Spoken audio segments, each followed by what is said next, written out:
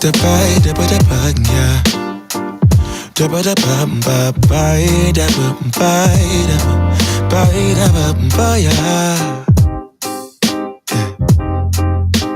Set the ba da da ba da boy yeah boy yeah. Sunlight that always stays, dinner by the waterway. It's that sweet life. Raise your cross. Made some dude crack a smile. He asked if I could stay a while. I'm living that high life. Time to catch a flight, but you can make me go. Unlocking all the memories of my new home. Ventilated echoes playing to and fro. Back and forth, yeah. Caught some kids dancing in the alleyway. Crazy how the melodies began to play, yeah. Tell me how you feeling when you hear the lyric, yeah. My heart's in Stockholm. Now I never wanna go home. I left my heart in Stockholm.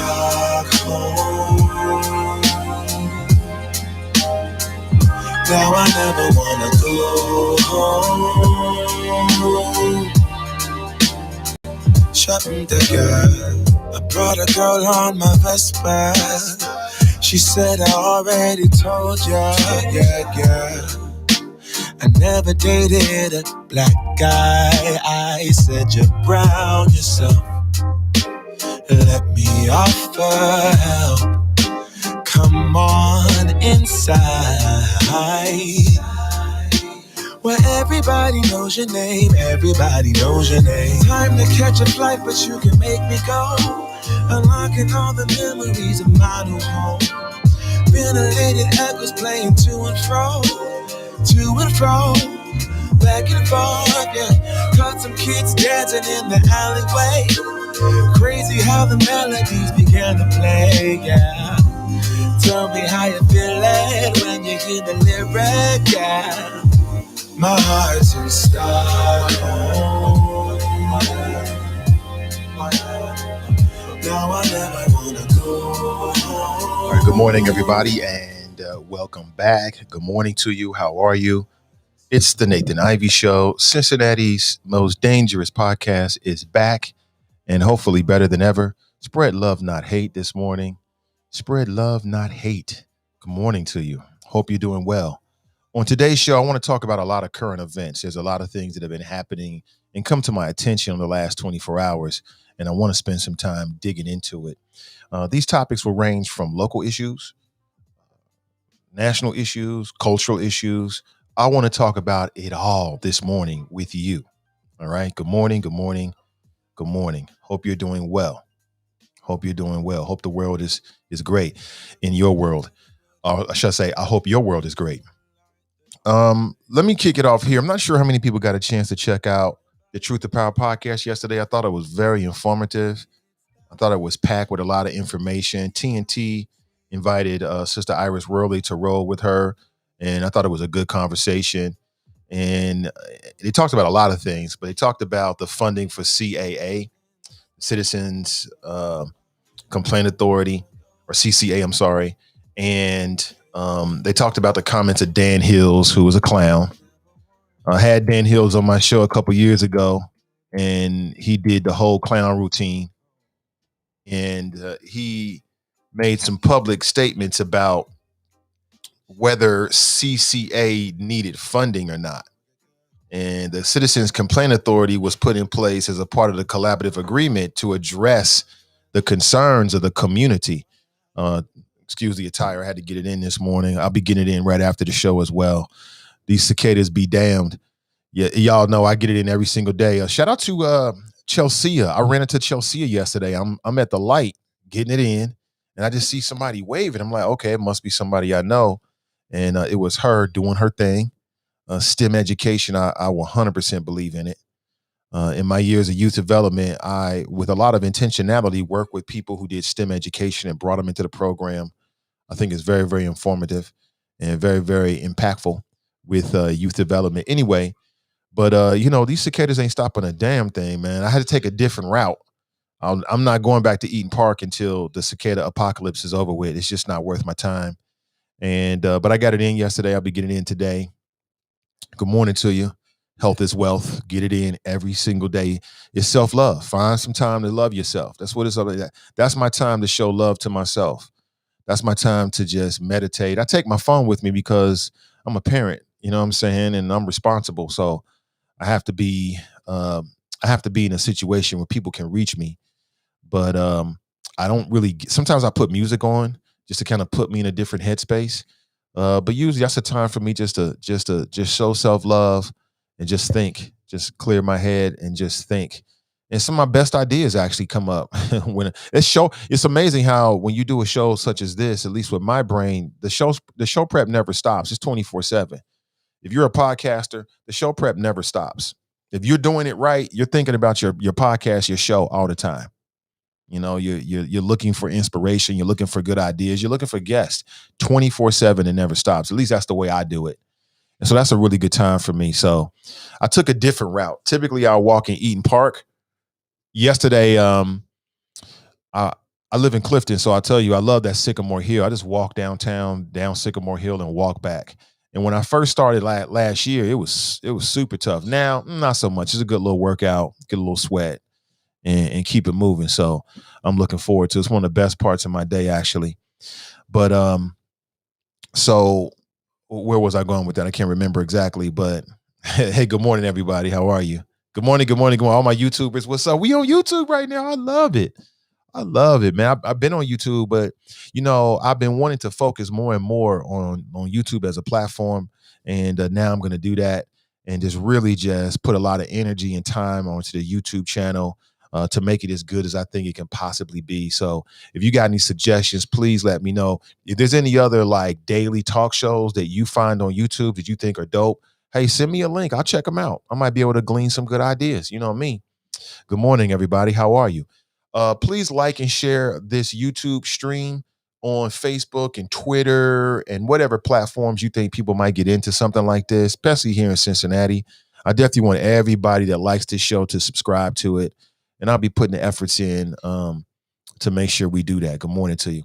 But as I said, so yesterday, Truth to Power podcast, they were talking about CCA and they played a clip from Dan Hills. I've got the clip. I'll play it for you in a second. But there's also an article here in local media about it. Dan Hills is the president of the Fraternal Order of Police. And essentially, he believes that the CCA does not deserve additional funding because he thinks that if CCA gets more funding, it's going to lead to an increase in crime. And he thinks it's going to lead to an uptick in crime because it's going to piss off officers. It's going to lead to less morale with officers, and they're not going to want to do their jobs. I'm telling you, man. I mean, where else in any other avenue, institution, or job do we give people as much latitude as we give police officers? At least rhetorically. I mean, there's an element of our community that feels like, police should just have an open door policy. They can do whatever they want to do to us. And we should allow that because it'll keep crime down. It's just amazing. I mean, the mentality. And the thing about it is there's a lot of fear mongering, here in the city of Cincinnati as it relates to that. We were having a conversation about defunding the police or rethinking funding strategies for police. There was a lot of fear mongering. I'll say it again. I'm not against having those conversations.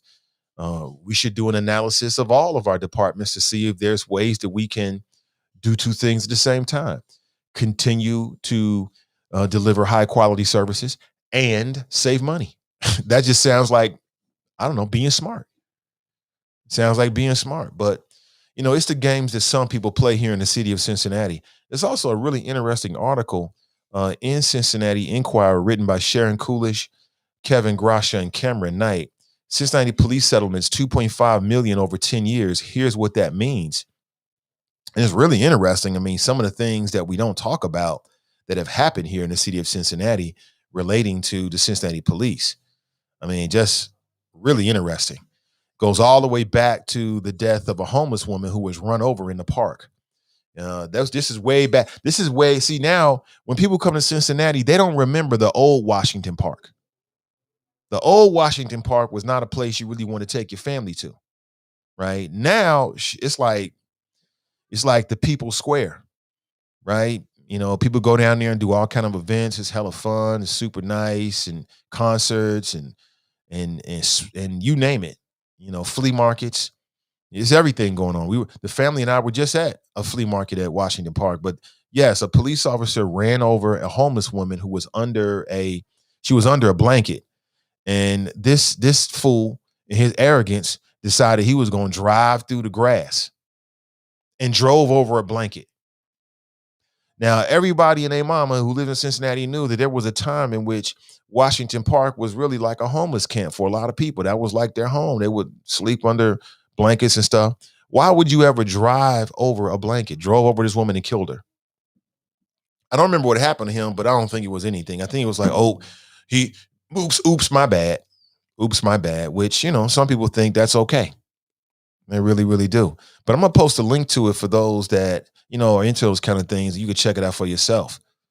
A breakdown why CPD made settlement payments. 34% were wrongful arrests. 31% were incidences in which people use tasers. Think about that. And 65% of the reason as to why CPD or the city had to make a cash settlement was because of wrongful arrest by police officers, and then police officers using tasers when they weren't supposed to. But Dan Hills doesn't think that we need a citizens complaint authority. And after talking with Gabe Davis, shout out to Gabe Davis, he's the director.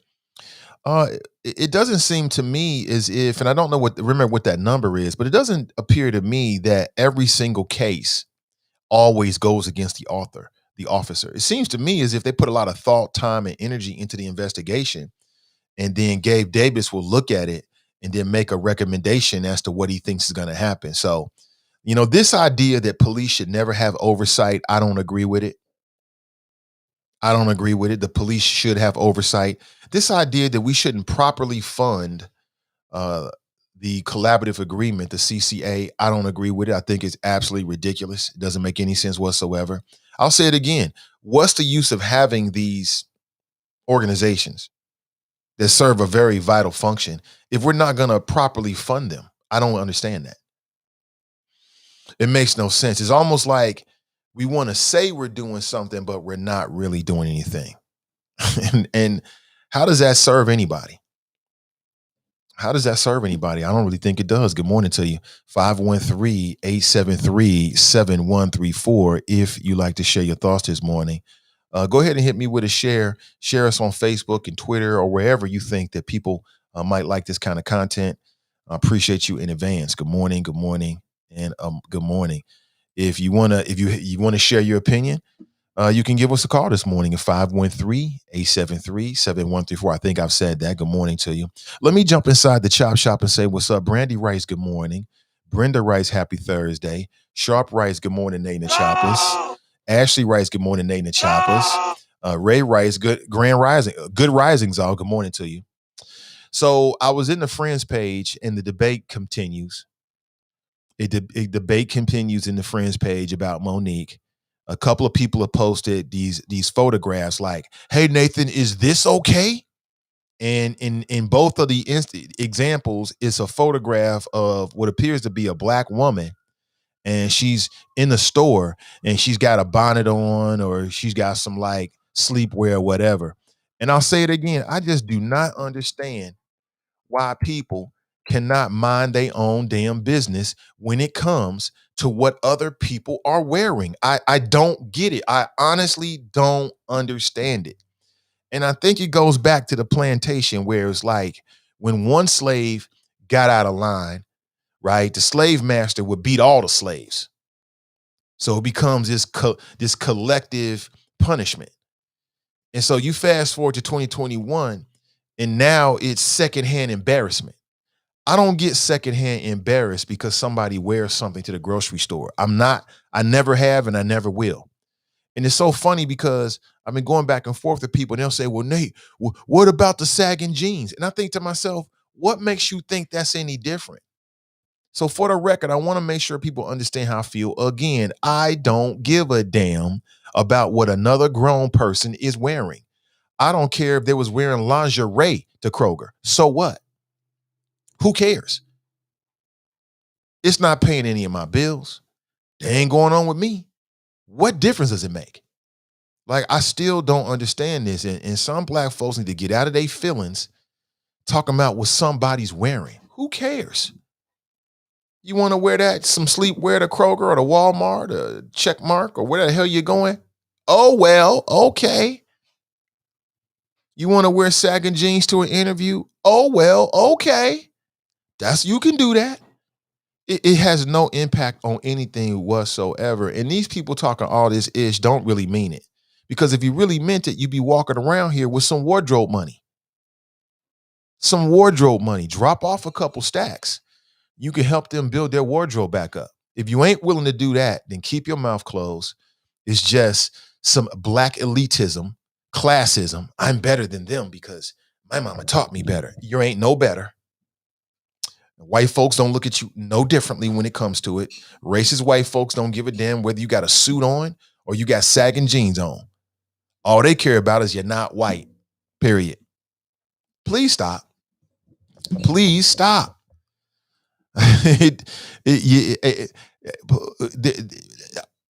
don't get it.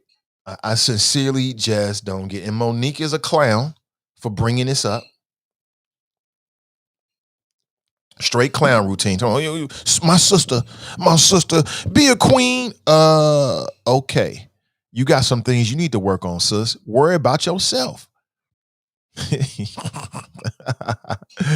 Worry about yourself. That's all I can say. Don't worry about it, man. Take care of you and yours. That's all you got to do. That's all you got to do. Good morning to you. Oh, thank you so much, TNT. I appreciate the share. Good morning, good morning, good morning. What in the hell? It was Jerica. She posted this yesterday. So this is okay. Just asking those who don't agree with Monique, maybe make this make sense. You want to see the photograph? Let me post this. This is straight from the group here. So let me pull it up. You got to see this, man. Jerica, you wrong for this, sis. You wrong for this. Look at this. Now, Jerica posted this yesterday. Look at this. And if Jerica's listening, the answer is, I don't see a problem with this. You tell me what the problem is. That's a grown A woman. If that's what she want to wear, everything is. What difference does that make? Please tell me. I don't get it. It makes no difference, Jerica. Go to the store, buy your items, pay for them, leave and go home. That's all you got to do. And leave grown people alone. It's none of your business. These comments, man. Dee writes, where did anybody say they were better? You made that up. Well, Dee, that's exactly what it is. People that criticize women that dress like that think that they're better. Because if you didn't think you were better, what are you criticizing? Monique thinks that she's better. She's a queen because she wears a two-piece suit in the airport. You ain't no better. You ain't no better. We all the same. And in the minds of racist white people, it don't matter. Like I said before, Martin Luther King, you go Google Reverend Dr. Martin Luther King right now. Almost 99.9% of the images, he gonna have a dark suit on with a white shirt and a tie. And they still shot him. And he got stabbed before he got shot. He was despised. That don't make no difference. Malcolm X. You go Google Malcolm X right now. Every image you see of him, he gonna be dressed up, bow tie, suit, dark suit, white shirt, and he was despised. So this idea that white folks is gonna accept you because you dress better is some of that plantation mentality stuff. Oh, you better dress better. You dress better because he don't like that. The fuck? Y'all need to stop. It's a good organic green tea there. Y'all need to stop. This is black elitism at its worst. That's all it is, black classism. Please stop. Please stop. So I posted, tell me who this woman is hurting. Manon writes, Nathan Ivey, of course, isn't hurting anyone. You are missing the point. Hurting someone isn't an issue. Is it appropriate to wear in public? Is the question. Just like extreme sagging pants isn't hurting anyone, but it's still a bad look. Why do I care about somebody else's bad look? I see people with bad hairdos. I see men out here dressed and don't coordinate. I see people wearing stuff that's too tight, too big. That's them. I've seen people wearing zoot suits. I've seen people wearing all kind of stuff. I see women with wigs on, and everybody can tell it's a wig, but you can tell they act like they don't know it's a wig. They think people can't tell. I see women with too much makeup on. That's them. So what, Manon? So what? Why do you care so much about what somebody else is doing? And really, you don't really care. Because if you ain't doing this, if you ain't doing this, you don't really care. It's just something to talk about, and you think you better. Because my mama told me better than that. You ain't no better. Stop it. I'm bursting bubbles this morning. Please stop. So no, Manon, you're missing the point. I don't care what I see when I go to the grocery store. We talking about grown folks here. Now, kids are a little something different. But that's their mama's and their father's issue, not yours. Grown folks, mind your business. Go to the store, get your items, purchase your items, leave the store, and go home.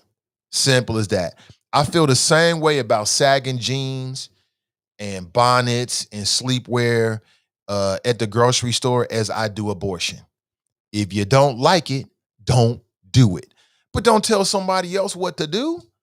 Where y'all come from with this, Manon? What neighborhood you come from? Where they teach you? Where they teach you this at?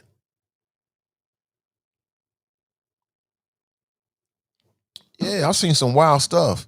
I'm not approaching nobody about, hey sis, you know you a queen inside, sis. You gonna get smacked. Right across your face. And when it happens, I agree with them. Leave people alone. Terrence writes, nah, folks should have some standards. This is wholly inappropriate. To whom? And Jerica liking everything on here.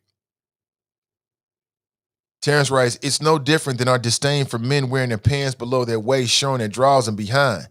I would say it's a little bit different because you got on sleepwear is not the same as showing your underwear. So I'll say it's a little bit different. I would say that it's a little bit worse. But here's my attitude about the sagging jeans and all that kind of stuff. So what? Like, if you ever meet me, I don't have a sag. I don't rock a sag because that's not my standard.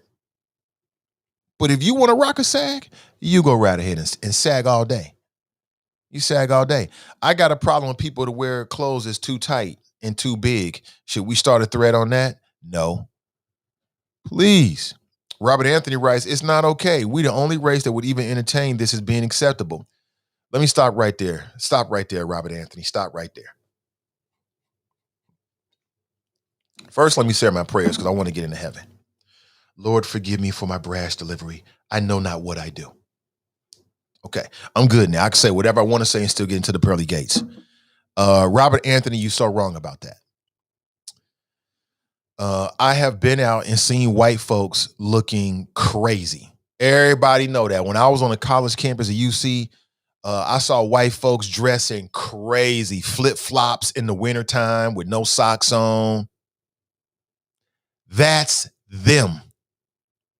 And I never judged anybody because they might be dressed crazy, but they might be straight A students, right? So which is more important? Exactly. No, we the only race, Robert Anthony, that still has that plantation mentality for good reason, right? Because, our ancestors were enslaved. This is a plantation mentality. Oh, master don't like you dressing like that. What you got them? You better run back in there and change that. That's all it is. That's all it is. And I just can't understand how all these smart, intelligent people can't understand that. I don't get it. We also last in damn near every measurable metric. I'm sure those things aren't related in any way whatsoever. No, they're not. Robert Anthony, they're not related in any way whatsoever. You're right. You're right about that. He's trying to be sarcastic, trying to make this point like the fact that Black people are on the wrong side of some of these metrics has anything to do with the way some people dress. It ain't got nothing to do with it. I mean, let me burst your bubble, Robert Anthony, because, and we just talked with the good women over at the Women's Fund, and they put together an analysis of the economic upward mobility of Black women. You know what they found? What they found is that even Black women with college degrees are struggling to get ahead in Cincinnati. College degrees. So your degree don't matter. And what you wear to the grocery store don't matter. It's a whole different issue, but it's this plantation mentality. We got, oh, here come boss. Oh, okay, boss. Get ready for inspection. I ain't doing none of that. If I decide to sag, that you don't say a goddamn thing to me, you're going to get cussed out. Don't say a word to me because that's what I want to do. It's none of your business. Don't worry about how I'm dressed. Worry about how you dress. Go worry about your kids.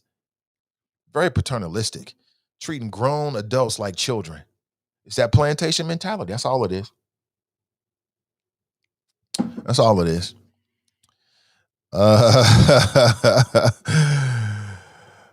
This is why I don't listen to folks talk about it takes a village mindset. I got to burst another bubble. Community mindset, a collective or Afrocentric.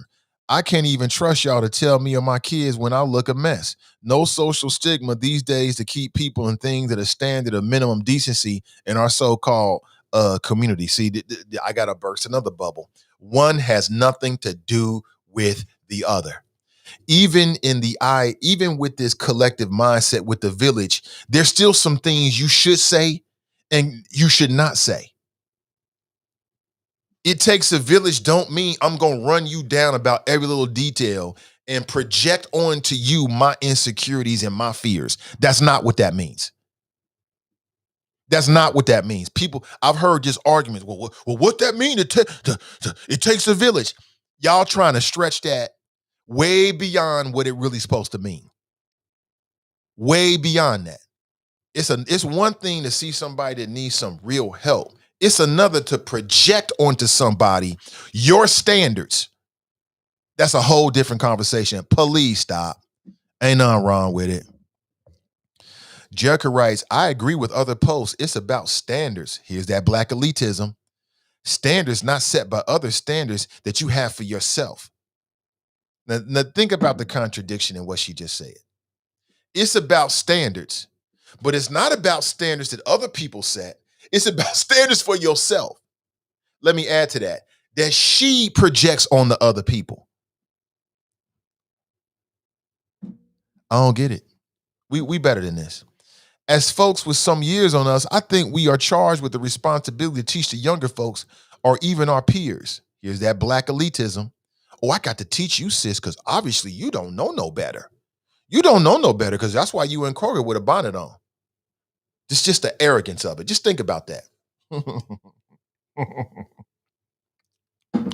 So if I want to run to the store in some sweats and see where do you take this? Like if I want to run to the store with some sweats, then I don't love myself. That's what you're trying to say? Please stop. If I want to run to the store in some slippers and a bathrobe, because that's what I want to do, I don't love myself. What? That is crazy talk. It's all crazy. It doesn't make any sense. Each one teach one. If I see a girl whose breasts, see, then people like to change it. If I see a girl with her breast is exposed or her tag is hanging, I'm gonna pull sis to the side and make her aware. That's a whole different conversation, Jerica.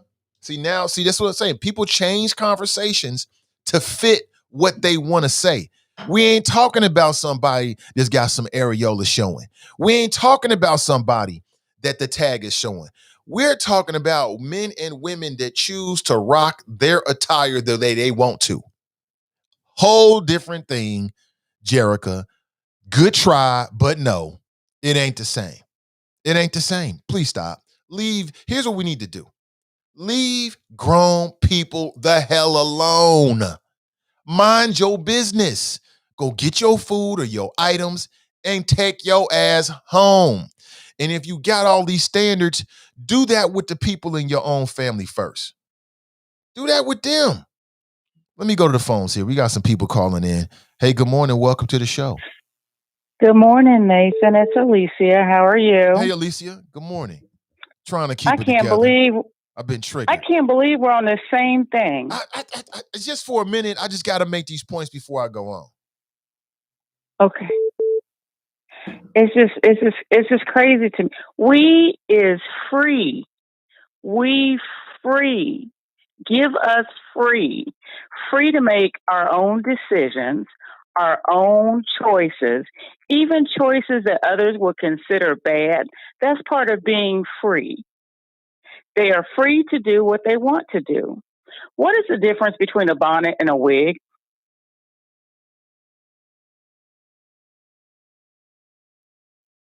Hello?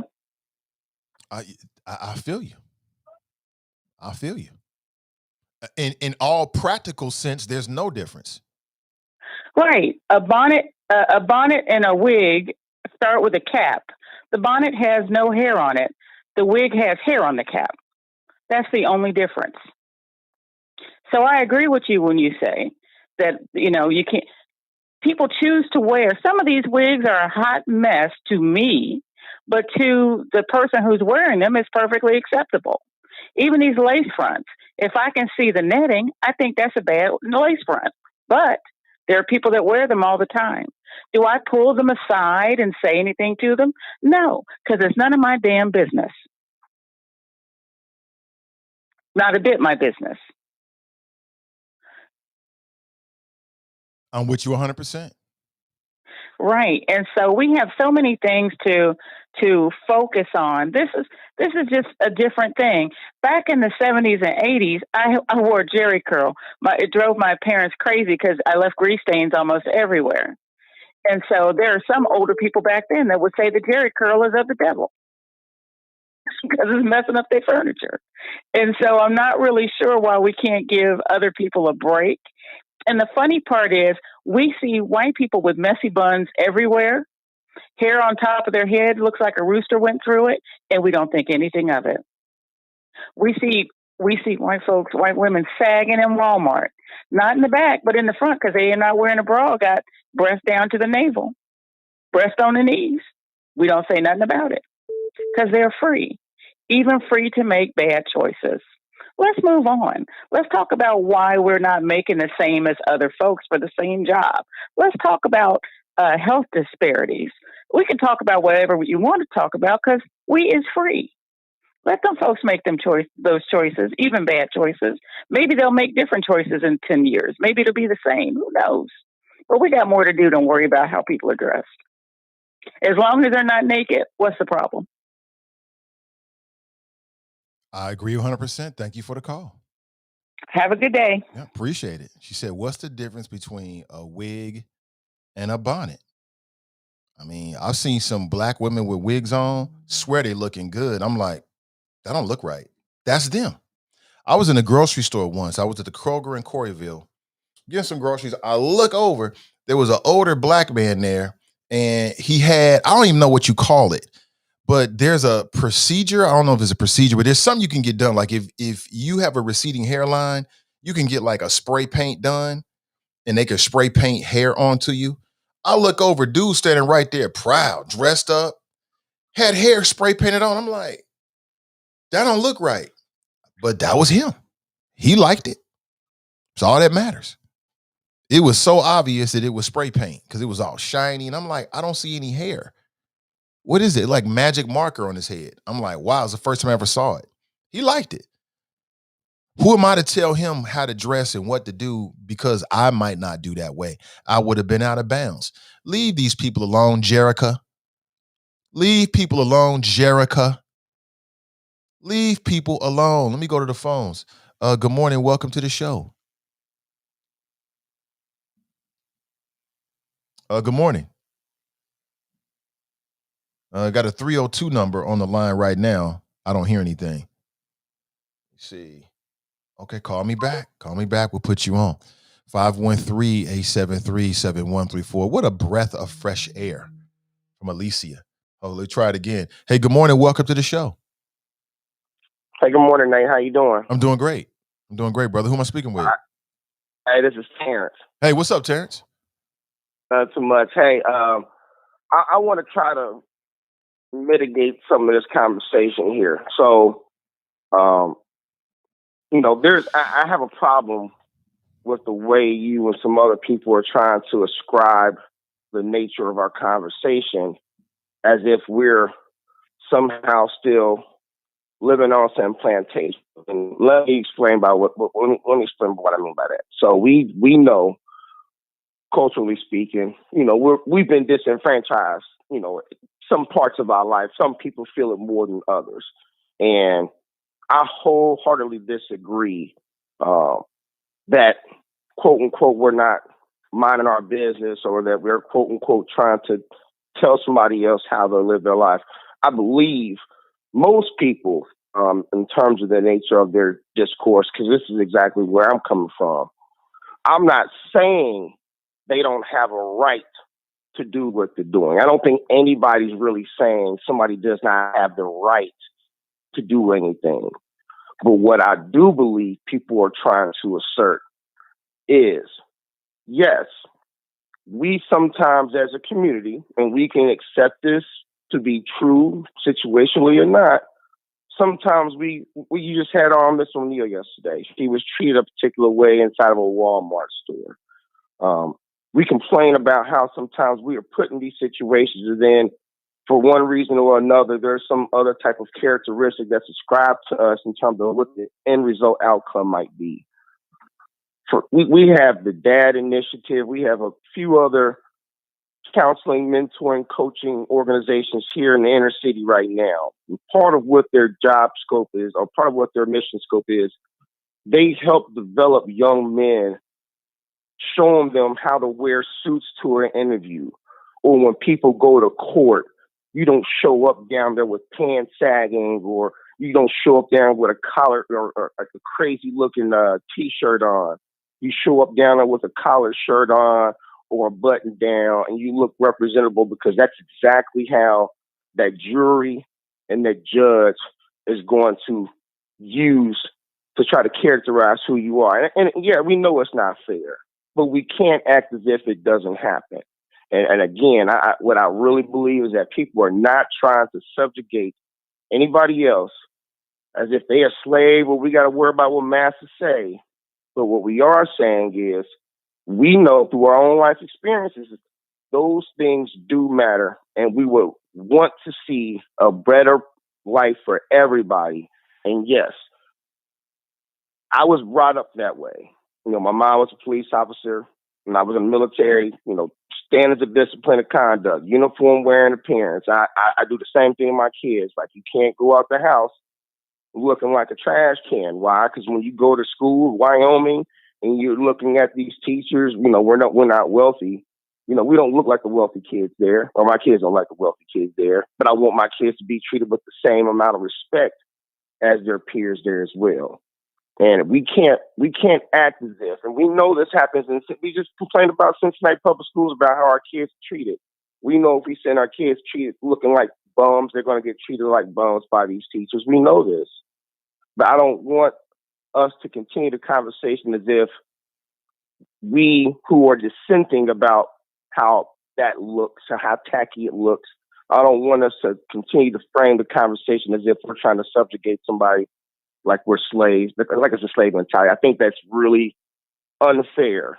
I really think that's unfair, because we know there are things in the community. I mean, there's women's organizations that try to help other women get presentable clothes for them to be able to have a decent job and go to a good interview. So we can't act like these attributes of us trying to improve the lives of others don't go on around us. This is just a microcosm of a situation. Monique's presentation may not have been the best, her intentions may not have been the greatest, but if we really want to have a well-rounded conversation, we do know that some of these things do have an impact on our life, and we just want everybody to live their life, you know, how they want it. We want everybody to have positive outcomes when and where appropriate, man. That's all I got. I appreciate it, man. All right, Terrence, thanks for the call. Appreciate it. It's Terrence checking in. And I hear what he's saying, but I still feel the same way. I feel like there's an element of classism in this conversation, and I think people should mind their own damn business. And Terrence did exactly what I've been saying in this conversation. It happens in a lot of conversations. Stretching it. You know, if you go back to this Facebook post that Jerica posted, she posted an image of a woman who's not at a job interview. She's not at school. She's not at work. She's at the grocery store. If you go back to what Monique said, she was talking about women in the airport. And I keep hearing people trying to stretch this conversation to fit their narrative. Like, we all know you got to dress your best and dress for success. That ain't the conversation. The conversation is when you in these non-professional settings, like a grocery store, or the gas station, you got people critiquing other black folks on what they wearing. And it's wrong. It's wrong. This is not a conversation about dressing for success. This is a conversation about minding your own business. You see somebody at the grocery store. Let me go back to what Jerica posted. I'm picking on Jerica this morning. I mean, she got broad shoulders. She can deal with it. I'm picking on you, Jerica, because you posted this, and I keep getting messages and people are tagging me. Look at this. This woman is in the grocery store. She's not at a job interview. She's at the grocery store. That's a grocery cart right there. And people in here in Jericho like, oh, is this okay? And this is wrong. So this is not a conversation about standards of professionalism. This is a conversation about how we interact with ourselves in our most casual moments. And that's what Monique said. Monique didn't say nothing about no job interviews. She says I was at the airport, sometimes at the store. And it's classism, like, you shooting yourself in the foot. You never know who you might run into. That's all true. But you know what's also true? That what's for you, no other man. What God has for you, nobody can take. So which is true? Which is more true? Is it true that what God has for you, no one can mess up or take? Or you got to be dressed in a 3-piece suit every time you go to the grocery store? Please stop. Please stop it. Leave black people alone. Let us live. Let us live. That's it. And I don't see nobody out here with no wardrobe money. You should be doing this. If you feel that way, where's the cash?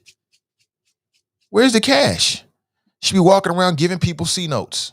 It's like, sis, here's $100. Get yourself some food. Get yourself some clothes.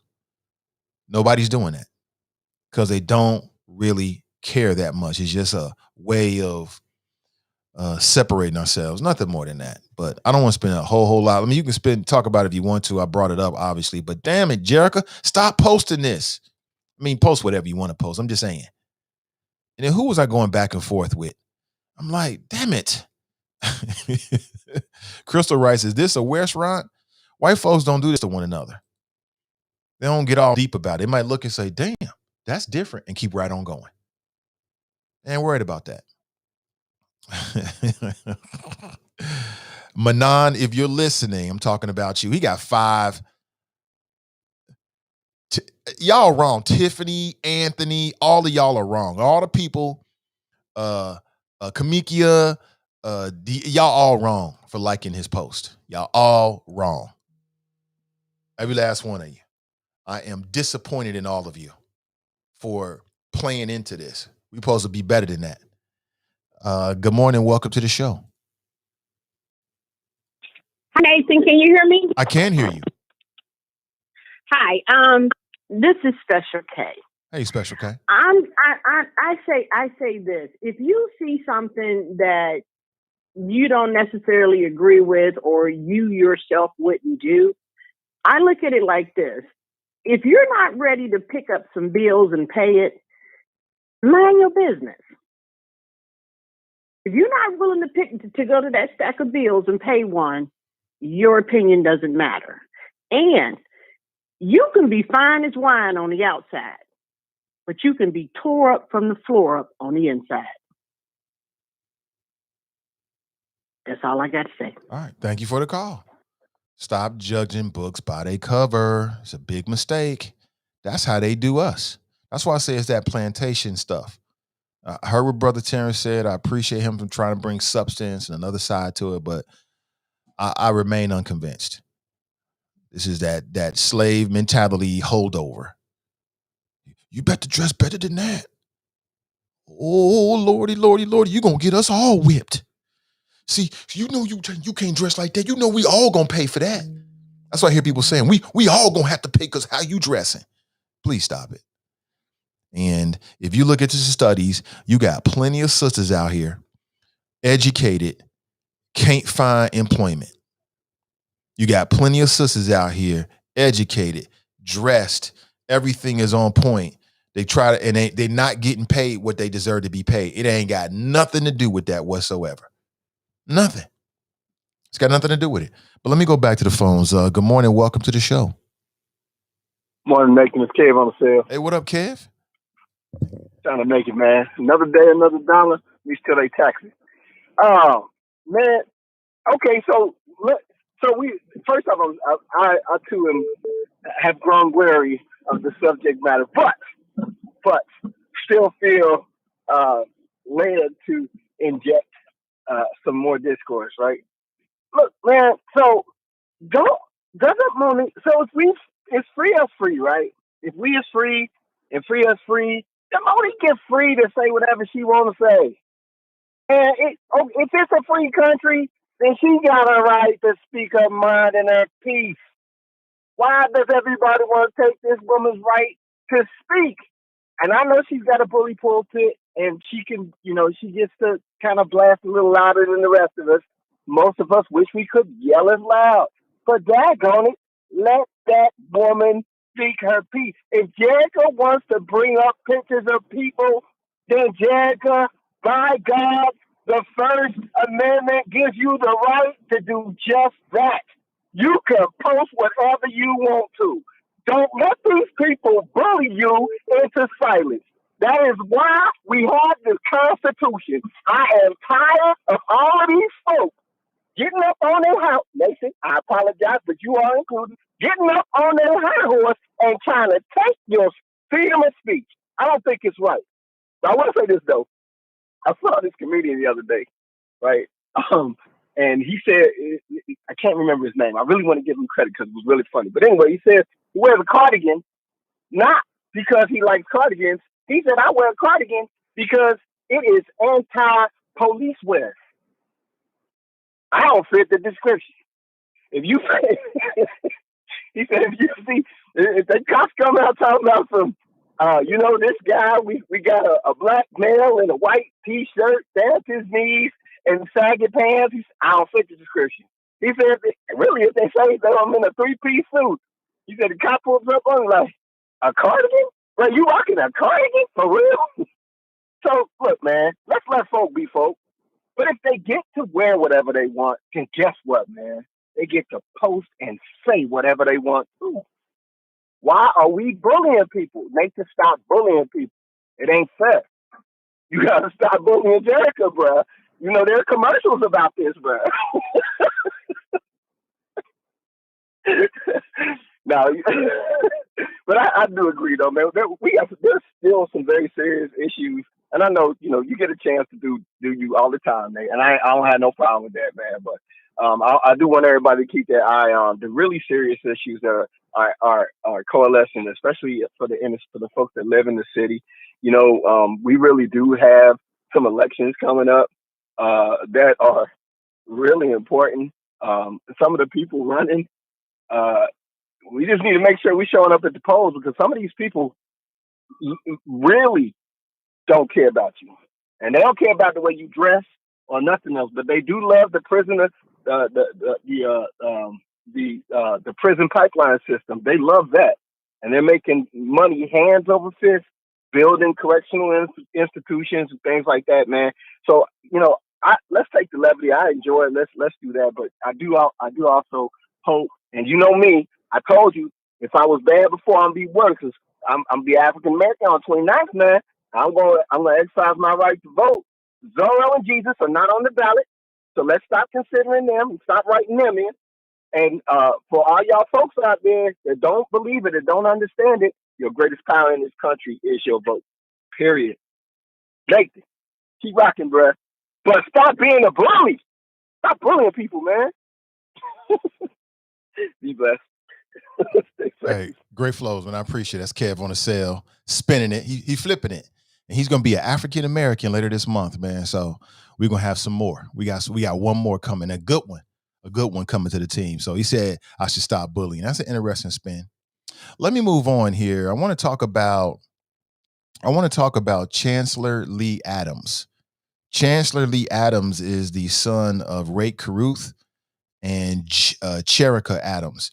Sharika Adams. Sharika Adams is not with us anymore. She was actually murdered at the hands of a black man who was a contract killer.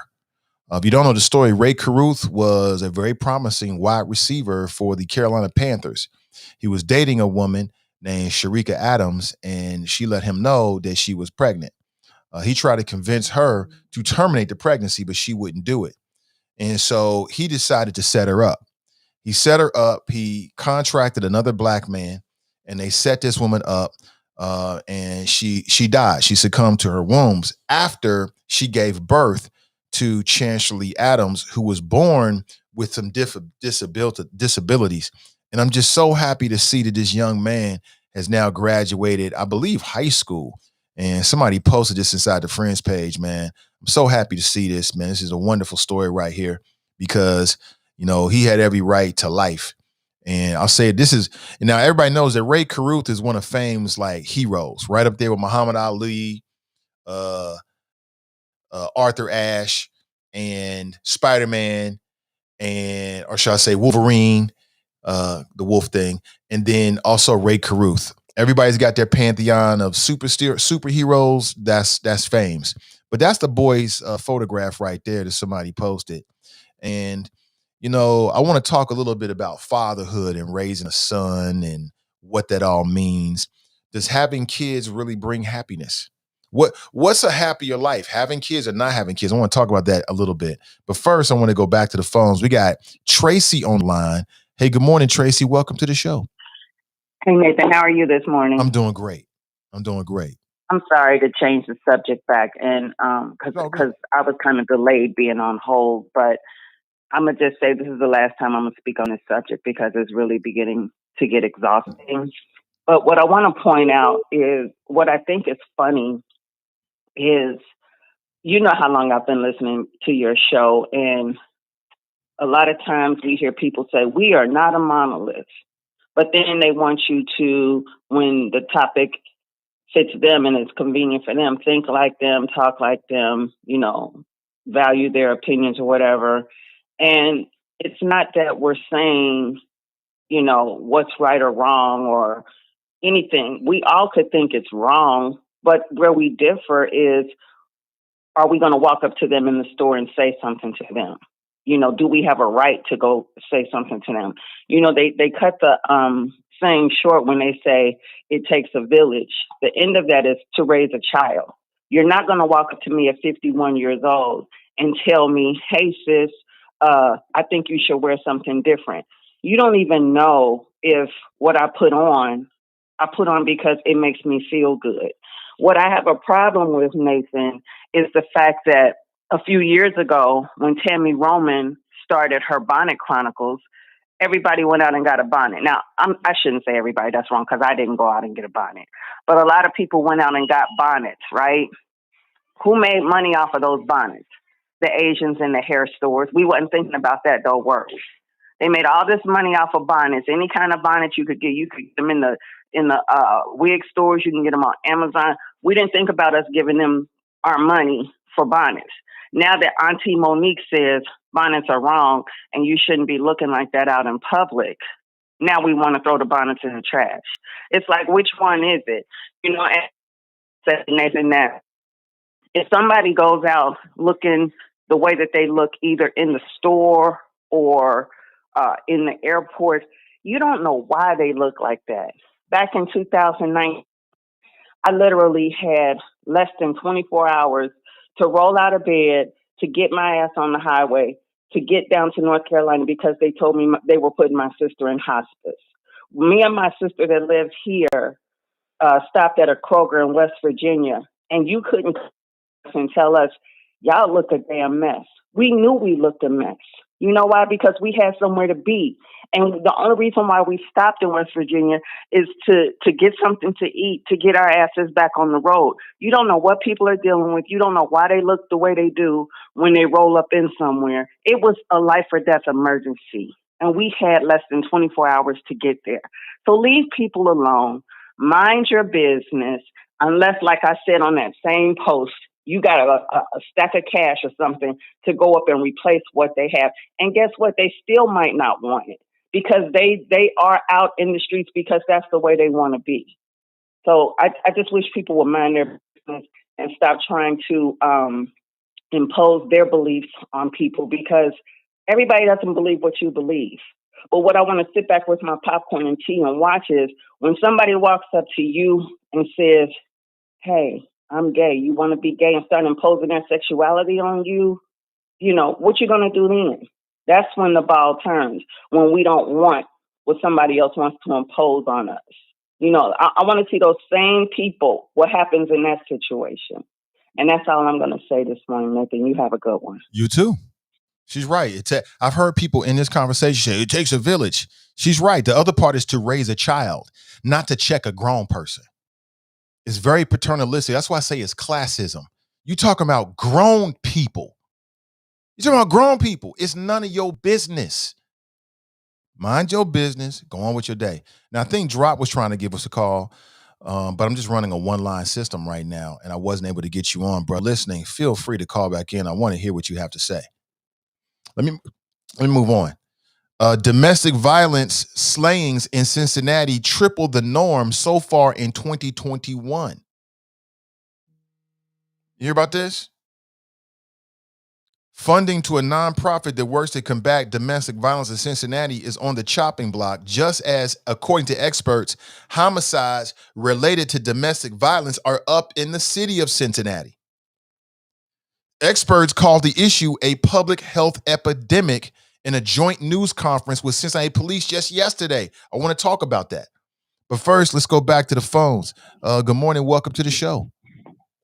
Good morning, Mr. Ivy. This is your West Side Connection, the one and only, the most hated and rarely congratulated Drop Squad 52, also known as the Black Knight Democrat. How you doing, sir? I'm excellent, man. I'm terrific. Terrific Thursday. How you doing, sir? Oh, I'm doing good. Thank you for taking my call. And before I get started, I want to give a shout out to all the lady choppers, to my number one lady chopper caller, Tracy. That woman, she needs to get a podcast because her flow, her cadence is so smooth. Her voice is so soothing. Go ahead, Tracy. And I want to give a special shout out to Tiff. Hey, Tiffany. But Mr. Ivy, I'm calling in because I've been listening to your show all week, Mr. Ivy, all week. And I have not heard one mention of our sister, our AAPI sister, Kamala Harris, the designated Negro in the the Biden administration, also known as the Obama-Biden remix, because Mr. Ivy, she just returned from a trip to Central America, Mr. Ivy. That same trip that was taken in 2014 by the current president, who was the vice president of the first black president in 2014 when he had a border crisis. He sent her to do the exact same thing that he went to do. So her, our famous, our proud AAPI sister, and for all those out there who don't know what AAPI stands for, it's Asian American Pacific Islander. Go ahead, sis. But Kamala, I'm Black Y'all Hair, she was an embarrassment, Mr. Ivy. She was a flat out embarrassment. And now she's designated by Joe Biden, the Great White Hope, to save voting rights for black folks across America. If her job handling the voting rights is any similarity to her handling the border crisis, a lot of black folks gonna get pissed off, because a lot of black folks are pissed off right now, Mr. Ivy, because all those black folks that people said, oh, you just got to get rid of Trump. Just get rid of Trump. Everything gonna be good for the black folks. We're gonna put in Joe Biden. He was Obama's vice president. He cared about black folks. He know how we feel. Mr. Ivy, no George Floyd justice bill, no John Lewis voting rights bill, no $15 an hour minimum wage, no relief from student loans, which I think is bullshit, but none of that's happening, Mr. Ivy. Oh, but Roland Martin, he got the money for his advertising company. Yay, Roland. So now maybe, Mr. Roland Martin, maybe you can focus on holding the Biden-Harris administration accountable when it comes to the black agenda. Now, Mr. Ivy, I know you haven't been talking about politics all week. It's been mostly local and this BS domestic distraction stuff about black people wearing bonnets. Because it's the same thing when you got a black Republican. Why should you care what another black man does in a voting booth? Leave the black man, that's a Republican, leave him alone. Leave the black woman with a bonnet, leave her alone. Leave the black man with his pants hanging around his ass, leave him alone. Because guess what, Mr. Ivy? We are not a monolith. We are not a monolith. And again, Mr. Ivy, I appreciate you bringing out the plantation mentality that still exists in some of these black folks in America, because 80 to 90% of black people vote for one political party. So they think all black people think the same. All black people got to look alike. All you can't embarrass me, black people, because it make the Democrats look bad. Oh, don't look bad, black people, because if the Republicans see it, Republicans gonna say, see. That's how them black folks look. They all Democrats. Democrats have let Mr. Ivy, don't get me started. Because I've been holding it in. I've been waiting. Because I guarantee you, when I hang up this phone, you're going to hear the stable open. You're going to hear the horses kicking up their hoofs because a certain black man from Mason, Ohio is going to jump on his horse and he going to start riding. He going to start defending the master. Oh, drop, he crazy. Oh, drop, he lied. Well, Mr. Overseer, I will be hanging up shortly. And if you can get away from your job before you get fired, maybe you could pick up the phone and put on your Negro Whisperer hat as you get off your overseer horse. That's all I got. Drop Squad 52 something. Science! Where's the black agenda? Peace, baby.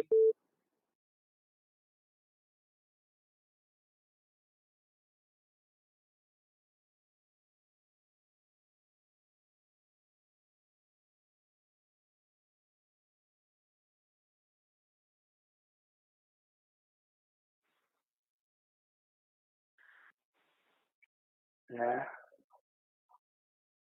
Josina.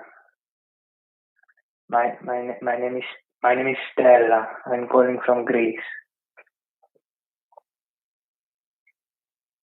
You are a fucking nigger.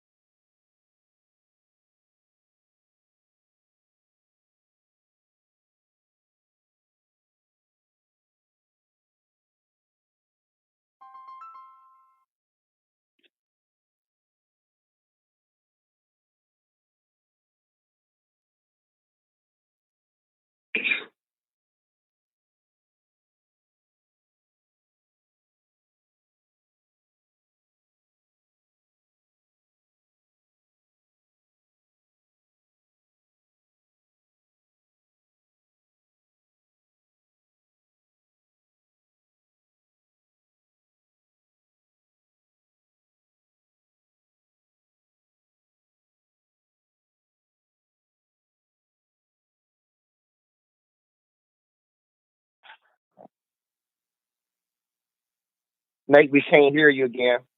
Okay, thank you. Sorry about that. Thank you. You already know. Yep, that's Yep. Terrence. Appreciate it, man. So as I was saying, we got a call from somebody from Greece, or he said he was from Greece. Probably is from here in the States somewhere. But I want to move on. I want to talk about the fact that domestic violence slayings is being reported is up triple the norm in 2021. For me personally, I think it's a holdover of being shut in with COVID.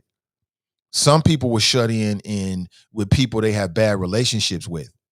And then spending all that time with somebody can really exacerbate issues. You know, it can really inflame issues that were already there. You know, going to work and being busy, you're only home for what, 3-4 hours when you're awake a day. Then you go to sleep. You get up in the morning, you go to work, your kids aren't there, you're not there, right? People get used to that routine. But being shut in and having to deal with your children, having to deal with your significant other, having to deal with this stuff face to face, man, that can be real tough. So I just like to know, you don't have to share, maybe think about it, but like what's been the impact of COVID in your household? Has it been good? Or has it been, I won't say bad, has it uncovered and inflamed some issues that were already there? I'm not asking for you to share anything insensitive or sensitive, not insensitive, but sensitive information, just something to think about. But now it looks like the Cincinnati Police Department and some other folks are advocating for the creation of a task force, a domestic violence enhancement response team, not a task force. It would send associates with Cincinnati police to the scene of domestic violence incidences. Advocates would offer emergency assistance at the scene and help people make safety plans otherwise. I'm hearing about it and reading about it for the first time this morning, but I think it makes sense. Like, part of the recovery of COVID is not just economic, it's social, it's emotional. Like, people have been separated from their families. We have to deal with that. People have been shut in the house with people that maybe they don't have the best relationship with. And I think the city and the police, they should address that. Let me go back to the phones. Good morning. Welcome to the show. Nepal, Spain. Oh, okay. Here we go again. More of the silliness. Good morning to you. Appreciate the calls. For the people that's on the real stuff, if you're on some silly stuff, I'm not going to put you on, so it's a waste of time. So, go play with somebody else. Simple as that. Let me see. Terrence writes, and this is what Dan Hills won't tell us. Brandy writes, good morning. Good morning to you, Brandy. Queen Maxine writes, accountability should go for the police too. Only the law-abiding citizens should apply, period. Anthony writes, smoke and mirrors. It looks good on paper and in the news. Terry writes, LOL, some people have to put on makeup just to get the mail. That's true. Tabitha writes, good morning, Choppers. Tabitha, I got to reconnect with you today. I will definitely reach out after the show. Terrence writes, I wholly disagree, Nate, as if that's secondhand embarrassment. We complain about how we are treated, but these things have no bearing on how we are treated. I don't think it has any bearing on how you treated whatsoever. I don't think, when you say how we are treated, you talking about black people? I don't think how you're dressed necessarily has anything to do with how you're treated. I don't believe that. Not in the grand scheme of things. No, like on some individual incidences, sure. Yeah, definitely. But if every black person in America, if every adult male and female in America committed to never wearing sleepwear and bonnets when they go to the grocery store, it's not going to change racism. It's not going to change the metrics one bit. It's not going to change housing discrimination. It's not going to change employment discrimination. It's not going to change discrimination in healthcare. It's not going to change the racial wealth gap. None of that's going to be affected by it. None of it. Because you got plenty of people that do, man. Listen, there are examples out there, Terrence, and I'm talking about on the show, of black people, professional black people, dressed professionally, that go to their bank to try to get money out of their account. And white tellers are like, suspicious. They look at the account like, that's a lot of money. I don't feel comfortable giving you your money. They're dressed professionally, don't have criminal records, hair is on point. It don't have no impact on that. The only impact this is going to have is on the impact of other black people that's got an inferiority complex because they got a plantation mentality. That's what it is. You got black women in the city of Cincinnati that work hard, they go to college, they take on college debt, get the college degree, get into the workforce, and are struggling to make $15 an hour. They present themselves professionally. It don't have nothing to do with it at all. I saw, and you might have seen this too, I saw a video of I've seen two of these now, of a black couple that was trying to sell their house. I saw the images. They looked like it was clean. It looked like a cool couple and everything. Every time they went to get the house appraised, they kept getting undervalued, underappraised, right? So they decided they was going to get one of their white friends to come to the house and be with the appraiser and act as if the house was theirs. They took down all of their family photographs and put up photographs of the white family. You want to know what happened? You want to know what happened? All of a sudden, the house got appraised at market value. hundreds of thousands of dollars above what it was initially appraised. Why?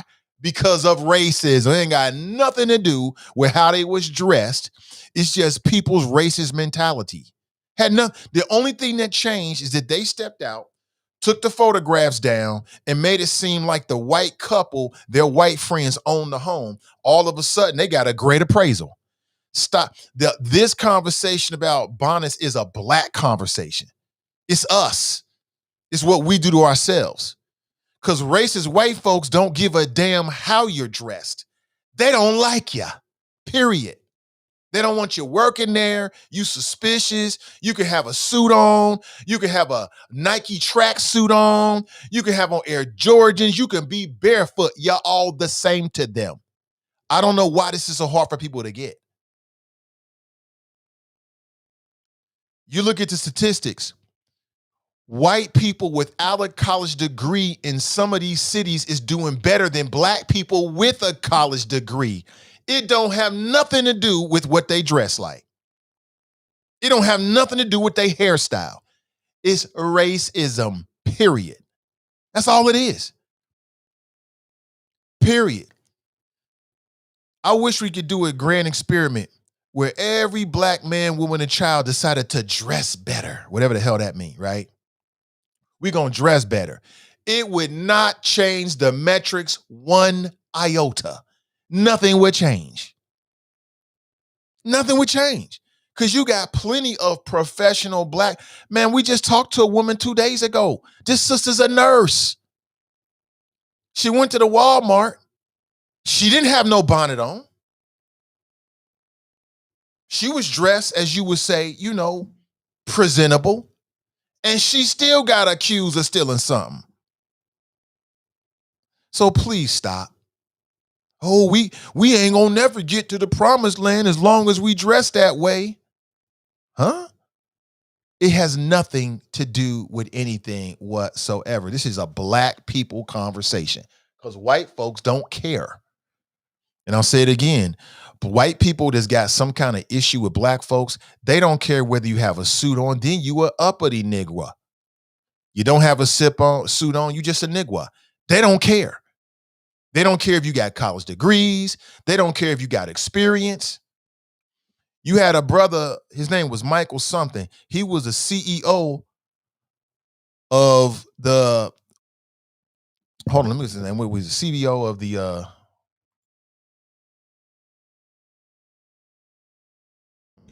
directly on this.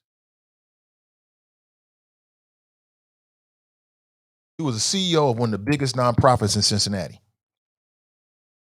Every time of the United Way, he was the CEO of his name was Michael Johnson. He was the CEO of the United Way.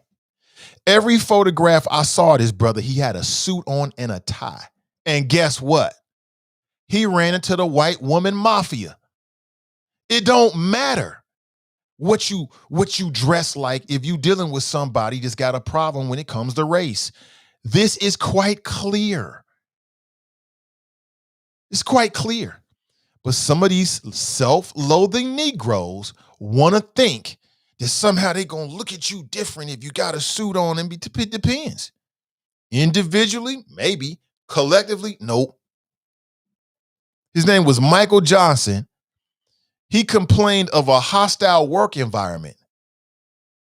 White female mafia over there at the United Way. Ran his ass up out of here. He said, I ain't got time for this. Went back to, I think he was working for the YMCA or something like that. He went back to his old job. Every photograph I've seen of him, he's got a suit on. Every last one. He wasn't sagging. He wasn't wearing sleepwear to the job. He was dressed like a professional. So how do you explain that? So this is a black people conversation. 100%. This is what black people do to other black people. Like, you better dress better if you want to get better. Stop it. Please stop it. It's the most ridiculous thing I've ever heard in my entire life. It really is. It's exhausting, quite honestly.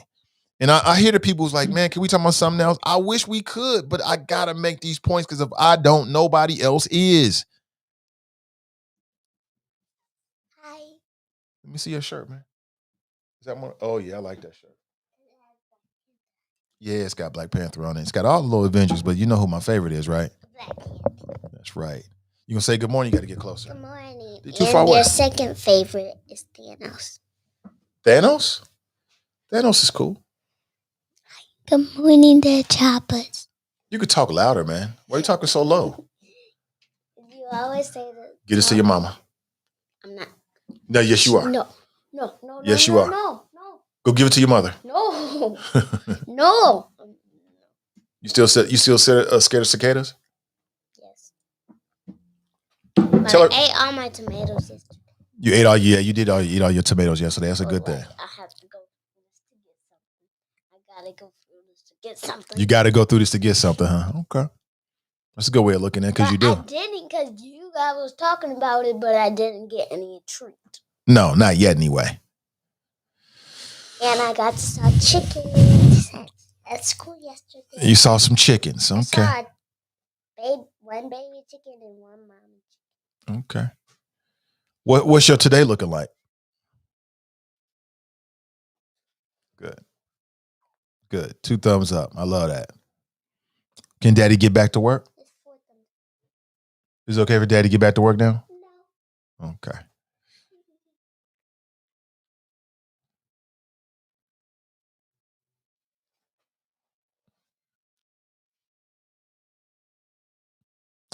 Okay, so let me go back to what we was talking about. Let me see.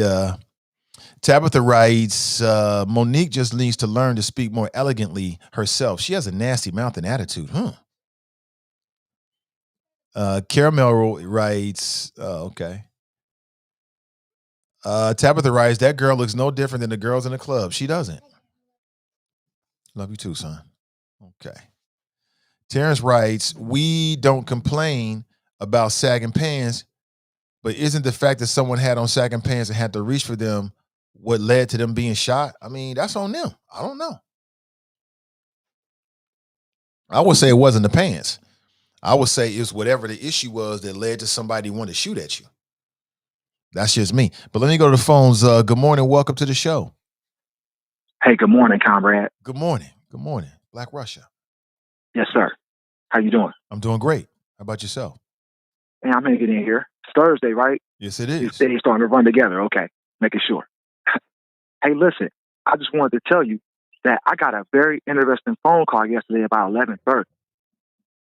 And guess who it was? Who was it? It was the Hamilton County Democratic Chairwoman, Gwen McFarland. And we spoke for about 20 minutes. Is that right? For real. That's correct. Now, it was a private conversation, so I'm not going to disclose all the details to it. But what I will say is this. I respect her for giving me a call. She didn't have to call me. I didn't call looking to talk to her. She called me. And I'll tell you this, that she is under the delusion that she has treated PG Sittenfield and Wendell Young the same. Now, me and her are not going to see eye to eye on that. We agreed to disagree on that. But the fact of the matter is, we went over her press releases together. And we talked about how I perceived that she treated PG Sittenfield different from Wendell Young in a public fashion. Because, people do stuff in private all the time. And, we talked about that a little bit in terms of how people have to portray themselves publicly versus what they do behind the scenes. She's very smart. And, I appreciate talking to her. It just came to a point where we disagreed on the wording that she used. And I'm just going to bring it to your attention too. And you can just take the time to look at it in your spare time. But on November 19, 2020 was when the Democratic Party put out their own press release about PG Sittenfield. Okay. Then what you got to do is compare the public statement she made on May 27th when it came to Wendell Young. So like you said this yesterday, that she treated PG Sittenfield, she called for him to resign. That's not true. And again, I want to direct your attention to this press release on November 19th, 2020. It's actually on the Hamilton County Democratic Party website because she couldn't find it. I had to direct her to it. She didn't know where to find it at. And then I directed her to her public comments in the Inquirer on May 27th. And I got to tell you, Nathan, it was completely different statements. Let me explain how. All right, so on November 19th, if you got the statement in front of you, it says on the statement, if these allegations are true, that PG Sittenfield needs to quit. Now, that's a caveat. If these allegations are true, we're not going to know if these allegations are true until he has a trial. Okay? We're not. Nobody knows what's going to happen until it's tried. Okay? So she's saying if these allegations are true, he needs to step down. AKA, if he's found guilty, he needs to step down. Meanwhile, if you look at the statement she made on May 27th on the Inquirer, that's not what she said about Wendell Young. She said Wendell Young needs to quit. We need to preserve this seat for another Democrat. And he's become a distraction. Okay? These are two completely divergent points of view. You're giving the white privileged liberal the opportunity to prove his guilt or innocence in court before he has to quit, but you're telling the black man that he has to quit before he has his day in court. That's the hypocrisy in the whole thing. She's not treated them the same publicly. And I share what I'm sharing with you, I share with her privately. And we just disagree. But I think the evidence is clear based upon her own words to the public. I'm not making this up. Again, you can go to the Facebook page. What did she Democratic say? Party, November 19th. What did she say about Tamaya Denard? We didn't discuss Tamaya. We only discussed PG and but I'm bringing it up now. I mean, if we're going to be comparing the statements from the Democrat I don't know what she said about Tamaya Denard. Yeah, but I think that should be a part of the conversation, though. Why? Well, because Tamaya Denard is a Democrat, and who pled guilty. But there was a moment there. There was time between when she pled guilty and left city council, and I'm just curious as to what her statement was about Tamaya Denard, because I think that should be a part of this as well. Okay, well, she's accessible. I'll give her that much. Okay, because I ain't expect her to pick up the phone and call me. So we didn't talk about Tamaya because Tamaya's pled guilty. She in federal prison as we speak, probably about to fill an orange and eat, drink some milk, whatever she's going to do. Right. All right. But Wendell Young and PG Sittenfield are currently in the same spot. They both pled not guilty. They're not in the same spot. Yeah, but they both pled not guilty. They both haven't had a trial yet. Nobody's been found guilty. Yeah, but PG Sittenfield has stepped away. He did not step away. He was suspended. Okay. Right. Now let's keep it straight. Suspended or stepped away. Right. And Wendell, he's no longer on council. And Wendell still is on council. Correct. So what's the difference? So why is Gwen McFarland calling for Wendell Young to quit when she didn't do the same thing for PG Sittenfield? Plus, we got the Ohio Supreme Court who said that we're not going to suspend Wendell Young. Okay, but PG Sittenfield suspended. You would think that one's suspended, one's not. You would be calling for the one that's suspended to quit, not the one that the Supreme Court said shouldn't be suspended. I understand your counterintuitive. Point. I understand your point, but didn't I think you're splitting hairs here, but I understand your point. But didn't Gwen McFarland put out a statement saying that she criticized PG Sittenfield after the fact, saying that she wished that he would have stepped away and that the Democrats would have had a chance to put somebody in his seat? Didn't she put out a statement of that effect? No. The statement that I know that she put out. No, you find that for me. You find that for me. Okay? I mean, it's readily available. It's readily available. In the statement that she made about PG Sittenfield, that's a part of it. She said that she was disappointed. She doesn't say the same thing. Well, I remember it. She said that she was disappointed that he didn't step away because it opened the door for the Republicans to choose his replacement. That was a part of her statement. But that's my point, though. That's not the same as demanding somebody to quit. I wish they quit. It's different from they need to quit. Okay, she's telling Wendell Young, you need to quit. She's saying about PG, if these allegations are true, then he needs to quit. Like, he should have a trial, and then we can push him out if he gets found guilty. She didn't give that same courtesy to Wendell Young. She said he needs to go right now, ASAP. That's what she did, bro. There was a lot of courtesies that wasn't given to Tamaya Denard as well. Well, you still bring if you really look at it, prison, bro. If you really look at it, the way Tamaya Denard was treated across the board was far worse than anybody. So what? She in prison, bro. I'm just saying. What? I don't care about Tamaya. I'm just saying. She's a trash can. I'm just saying. I'm just saying if we're gonna compare these situations, we got to compare all of them, not just the two that you want to cherry pick to make a point. One's guilty. She pled guilty. The other two are still innocent until presumed guilty. Until proven guilty. Right. So we're on the same page here. So forget Tamaya. She's in federal prison in West Virginia somewhere in Alderson. Yeah, okay? Now she is irrelevant to this conversation. But there was a point before she pled guilty, and that's what we're talking about. See, for all we know, PG Sittenfield could plead guilty. We don't know that yet.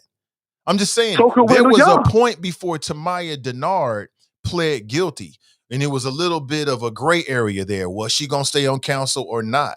All I'm saying is, what did Gwen McFarlane say about Tamaya Denard in that moment, which is similar to the same moment that we're in with PG Sittenfield? I don't recall. I think we should look at that and see, because you're trying to say it's a race thing. I'm not sure if it's a race thing. This is a money and power thing. I think it's a context thing, and it's also an influence thing as well. That's what I think. PG got a lot of influence. He got a lot of money. He got a lot of power. That's why she would never dare to say, hey, he needs to quit right now. She'll say, if the allegations are true, he needs to quit. Basically, he was also running for mayor. Let him have a trial. At that point, he was also the front runner for mayor. So you're right. I mean, the context. What you mean? So it's not the same thing. What does that matter? What he was running for? It's not the same thing, though. Like I'm saying, it's like you want to say. It seems like to me like you making an argument that Gwen McFarlane didn't act the same way toward PG Sittenfield as she did Wendell Young because he's white. That's absolutely 100% right. And correct. I'm saying I don't believe that. I'm saying it was two different circumstances, two different texts, and two different individuals. That's what I'm saying. I understand it's two different individuals, but that's my whole point. One is rich, powerful, well-connected to the power brokers across this country. They can raise money for the Democratic Party, the state party, the local party, the city party. The other one's an old elderly man on his way out the door. Of course, they're going to treat them both differently. Well, you just answer your question then. Still is influence. You just answered your own question then. I don't know if that's true or not, but let's say you're right. So that's the reason why, if you're picking up on the difference, that's the reason why there's a difference. You just answer the question. Because one's wealthy, rich, and powerful and can make money for the party, and the other one's an old black man who they pushing out the door. Those are your words. I don't think they was pushing out the door. I'm not sure if that's what they was doing.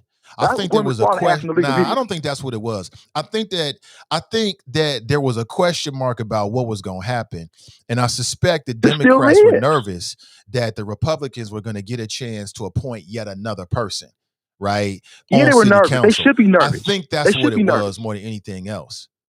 Okay, well, that's you're explaining why the Democrats decided to cut Wendell Young still on the floor of council. I get that. They were nervous. Absolutely, they were nervous. They act nervous. Okay, so this is politics. This is politics. Right. It ain't about personality. It ain't about his race. It ain't about whether you like him or not. It's about politics. It's the grand scheme of politics. That's what it was about. Money and power. She treats PG Sittenfield different. Right. And so she treats PG Sittenfield different than she treats Wendell Young because one has money, power, influence, and wealth, and the other one's an old black dude who they've used up in the party, who is 75 years old. He no longer has standing in the party. Get the black dude out of here. Let's keep the white boy around till he gets down guilty because he's still raising money as we speak for the party. Okay, he's more valuable. So they're not going to push PG Sittenfield out until he's proven guilty. But see, Wendell Young hasn't been proven guilty of anything yet either, but he got to go. That's all I'm saying, the hypocrisy in it. And like I said, November 19th, 2020, go to the Democratic Party's website, read her statement, then go to the article from May 27th on the Inquirer, read her statement. People, you do it yourself. And the public can decide. You ain't got to take back Russia's word for it. I mean, hey, these facts, like you said, are readily available. But Tamaya Denard in the rearview mirror. We still got Wendell Young and PG Sittenfield, who are both out here who pled not guilty, but the black guy got to go, and the white guy gets to stick around because he's rich, wealthy, powerful, and young. Well, Jeff Pastor is a whole other story. This is Democrat on Democrat crime. You can say what you want about Jeff Pastor. It's all the same story. He's just in a different party. No, it's not, bro. It's the same story. It's just a different party. All right, bro. You want to throw mud and see what stick? That's cool. I'm just saying, Gwen McFarlane is treating the black man totally different. She's treating the rich, young, white guy who's well connected across the country. So y'all chew on that. Have a great day, okay, comrade? Appreciate the call. Yeah, I hear the point, man, but it just seems like some dumb ish. Oh, okay, cool. Okay, Ingrid, appreciate you. That's what I suggested from day one. I hear what you're saying, man. I'm surprised that Gwen McFarlane would call you on that, but I mean, she can make her own decisions. I mean, let's be real here. Everybody ain't the same. Everybody ain't the same. Where they do that at? It ain't the same. Like if you're a political power, a party, and you got one individual that has more influence and another individual has less, it is what it is.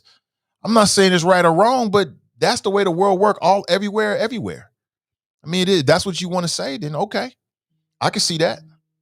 100%.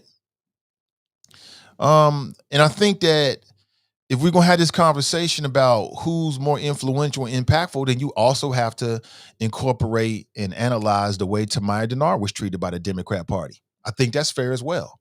If we're going to do an analysis, let's do an analysis with everybody, not just two cherry picking two different people. And I know you got to ask the ground with PG Sinfield, but I mean, whatever his fate is going to be that. And if, again, I say this about anybody, if he put himself in a position where he had influence and sway with the party, well, good for him. That's on him. How is that a strike against him because he put himself in a position where he had influence with the party? What's stopping somebody else from doing that? I mean, that's the way the world works. That's the way everything works. That's the way this city works. So I'm not surprised by that. I also think that as time went on and the Democrats were seeing more and more seats lost, then they became more emphatic about trying to hold on to those seats. I think that's a part of the conversation as well. They was like, oh boy, we saw Tamaya. Okay, she was replaced by a Democrat. We saw PG. Okay, he was replaced by a Republican. And now they're like, oh, this thing with Wendell. Oh boy, we really don't want to see him replaced by a Republican too. And so I think the volume gets turned up a bit, but I get it, man. I mean, so what does this all mean? That we supposed to vote for the charter rights and the Republicans? Is that the whole point of this? Okay. When I look at the charter rights slate, I mean, there's maybe one name on there that I could get behind. Everybody else, I'm like, meh. I ain't super like charged up with some also rans, some retreads. What are they recycling Tarbell and some other folk? I don't give a damn about that. I'm not overly impressed by what I see with the charter rights. So I'm trying to figure out what's the point of all of this. And it seems like the point of this is you want people to not vote for the Democrats. You want people to vote for the charter rights. Well, when I look at the charter rights slate, I ain't overly impressed. They got one name on there that I'm like, yeah, I can get behind that. Everybody else, So, it is what it is. People have to make those decisions. What I'm committed to do is to have the conversations with everybody. I'm going to have fair, tough, full frontal conversations with everybody. And then you can make a decision as to who you want to support, come November. But all this stuff about Gwen McFarland, who cares? I don't care. So what? So when I go in to vote in November, I'm supposed to give a damn about what the press release that Gwen McFarland put out and what she said about PG Sinfield as opposed to Wendell Young, and neither one of them are going to be on the ballot. What's the point of all of this? I don't get it. Or maybe I do. All right, let me go back to the phones here and say good morning and welcome to the show. Hello, Nathan. How are you doing today? I'm doing well, Fame. Welcome to the show. Thanks for having me. It's always a pleasure. Yes, it is. First off, peace to the brethren. Superb job on the phone as always. Also, peace to Drop. Superb job on the phone as always. Terrence as well. What am I going to say? First of all, I think you need to apologize to the cicada-fearing people. I think you're being a little hard on them because I think their fear is rational and reasonable. Because in a nutshell, the science of the insect doesn't add up. It's been 17 years underground, absorbing down there. How far in the ground are they? Are you too deep to where it's too damn hot? You're near the Earth's core, or you're up near the top where you can freeze that 17 times. And then all of a sudden they burrow themselves out of the ground and come up. And these are small organisms. These are small living organisms. How do they have a 17-year incubation / gestation period? An elephant has 2 years, this big as hell.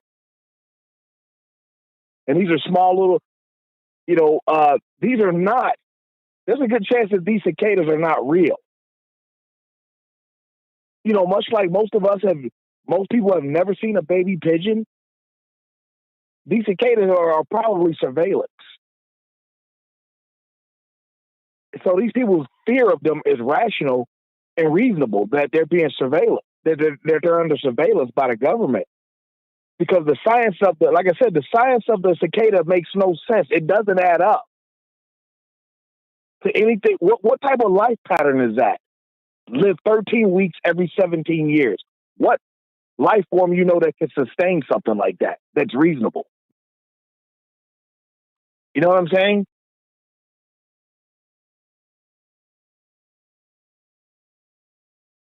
I hear you, brother. Are you there? Yeah, I'm here. Yeah, that's what I'm saying. I think that's a real reasonable fear of these things. Like, they they provide nothing to the economy or to the environment. They provide nothing to it. They don't harm it. They don't help it. They're blind. And now they've emerged at the end of a virulent virus that's not affecting them. What's your point again? That cicadas aren't real. These people have a reasonable fear. There's no reason to trust these things. They rest on car tires on rubber that don't transfer any type of heat energy. These are surveillance. Cicadas are. Trust me. They are government issued amoebas, basically. Which reminds me, if you got the second shot of the vaccine, sometime around 11 a.m. today, you'll feel lightheaded. That's just the government, doing some updating of its app that is injected in you. Now, but yeah, I think you need to owe them people an apology, those cicada people that you continue to make fun of. Well, before we do that, there's a crucial step in your theory that I think that we should do. And you said that these are like not real, like they're not alive, they're surveillance devices or something like that. You should capture a cicada and just do a quick dissection to see what's in the inside first, and then report back to us and let us know what you find. They're amoeba. Yeah, they're going to look like they have, cells and whatnot, but, unless you, have the ability to put them under a microscope, a proper one, you won't be able to tell that that's not, they leave no stains when they splatter on your car. Actually, they do. I haven't seen one that splattered my car. Yeah, I mean, they'll splatter your car, but cars are made to, with resistant materials, so you can wash it off in a lot of cases. Okay. Well, you continue to let the government run you. That's fine. Mm-hmm. But I don't think they're real. Okay. You know what I'm saying? All right. Like I said, the science, we need to start thinking more scientifically. That's why I had such a problem. That's why nobody has a problem with that gentleman threatening my genitalia and my brethren. Thinking it's a joke because you're not thinking scientifically. It is a joke. Have to be reintroduced. Well, no, it's not. It's a joke. It's not a joke. It's not a joke when last week he mentioned poop stains. He's talking about, that's a poop stain on Michael Jordan and some tighty whitey. He said that foul shit. You're not thinking scientifically. No man would think like that and mention that. No 50-year-old reasonable black man would come on radio and talk about severing other men's members and poop stains. That's why I had such a problem with it, because the science of it makes no sense for him to talk like that. You understand? You're getting way too emotional about this. You way too much in your feelings about this, bro. Was your dick threatened? Mine was. Was yours? So you feel threatened? Oh, Oh, no, I forgot. You know, you put one of your testicles on eBay, right? Yes, I sacrificed for mankind many years ago. Exactly. So, you know, losing some genitals ain't a big deal to you. You're way too in your feelings, bro. When you I'm hang not. up the phone, I want you to take some time and sit down and just meditate and just calm down. This is an insult to people who are going through real problems. I'm just letting you know the science of a damn bug that lives underground for 17 years makes no sense. That's surveillance. And the science of it all would tell you that. And if you thought scientifically, you wouldn't be okay with a 50-year-old man coming on radio threatening people's genitalia. Do you feel threatened? The science of that makes no sense. You have no reason to feel threatened, brother. I am. I feel like a Unabomber. You have no reason to be threatened. Are you going to let me finish? Yeah. I feel like the Unabomber, the scientific savant in a room full of people who are just not scientifically inclined, and therefore I look like the crazy one. No, when I told you years ago that technology, when I told you years ago technology was going to go too far, but now I'm sitting in the prison cell looking like a crazy person, and I told you this 20 years ago. Technology was going to go way too far. Meditate. These people need to be stopped. Meditate and medicate is what you need to do today. No, I'm not doing that. I'm telling you, those people, and quit bringing the bonnet conversation up, B. It's just not even worth discussing. You know what I'm saying? Like, you know, let Jerica go off or whoever else go off on their little tangents. Take it ain't your worth own discussing advice. Anymore. Take your own advice, bro, as it relates to what Mason Marler said about you. Quit bringing that shit up, what bro. Did he say? It ain't even worth it. What did he say? What did he say about? I don't know. You keep talking about he said something about your genitalia. We over it. For 94 for 94 days straight. For quit 94 days bro. Straight. Stop bringing what it up. Mean, Take your own advice, man. Again, it's not your genitalia that's on the line. I mean, I've heard he was going to bronze them and take them to the Smithsonian. Or sell them down at the Finley Market. I got wolf sausages. You know what I'm saying? It's not your genitalia that's on the line, B. What would he have said if he said that up at Friars Hooping? What would have happened? Nothing. Oh, okay. It wouldn't have been There wouldn't have been a fight at all. The brothers would have took it in contacts and they chuckled would just laugh at it. They would just kept on going. Oh, you go threaten my stuff, man. You funny. He just laughed about it. Okay, Nathan. Whatever.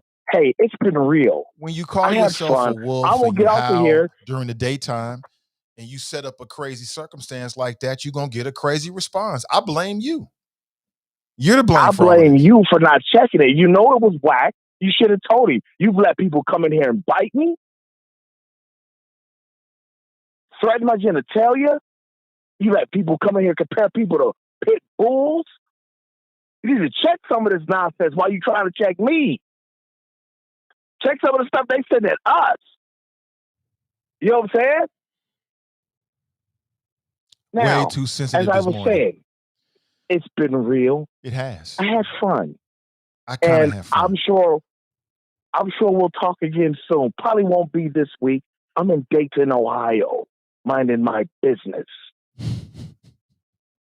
So, but we'll talk again soon. Safe travels,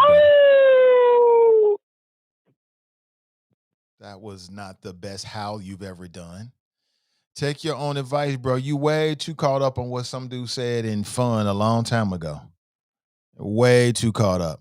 But good morning to you. 513-873-7134. What is this here?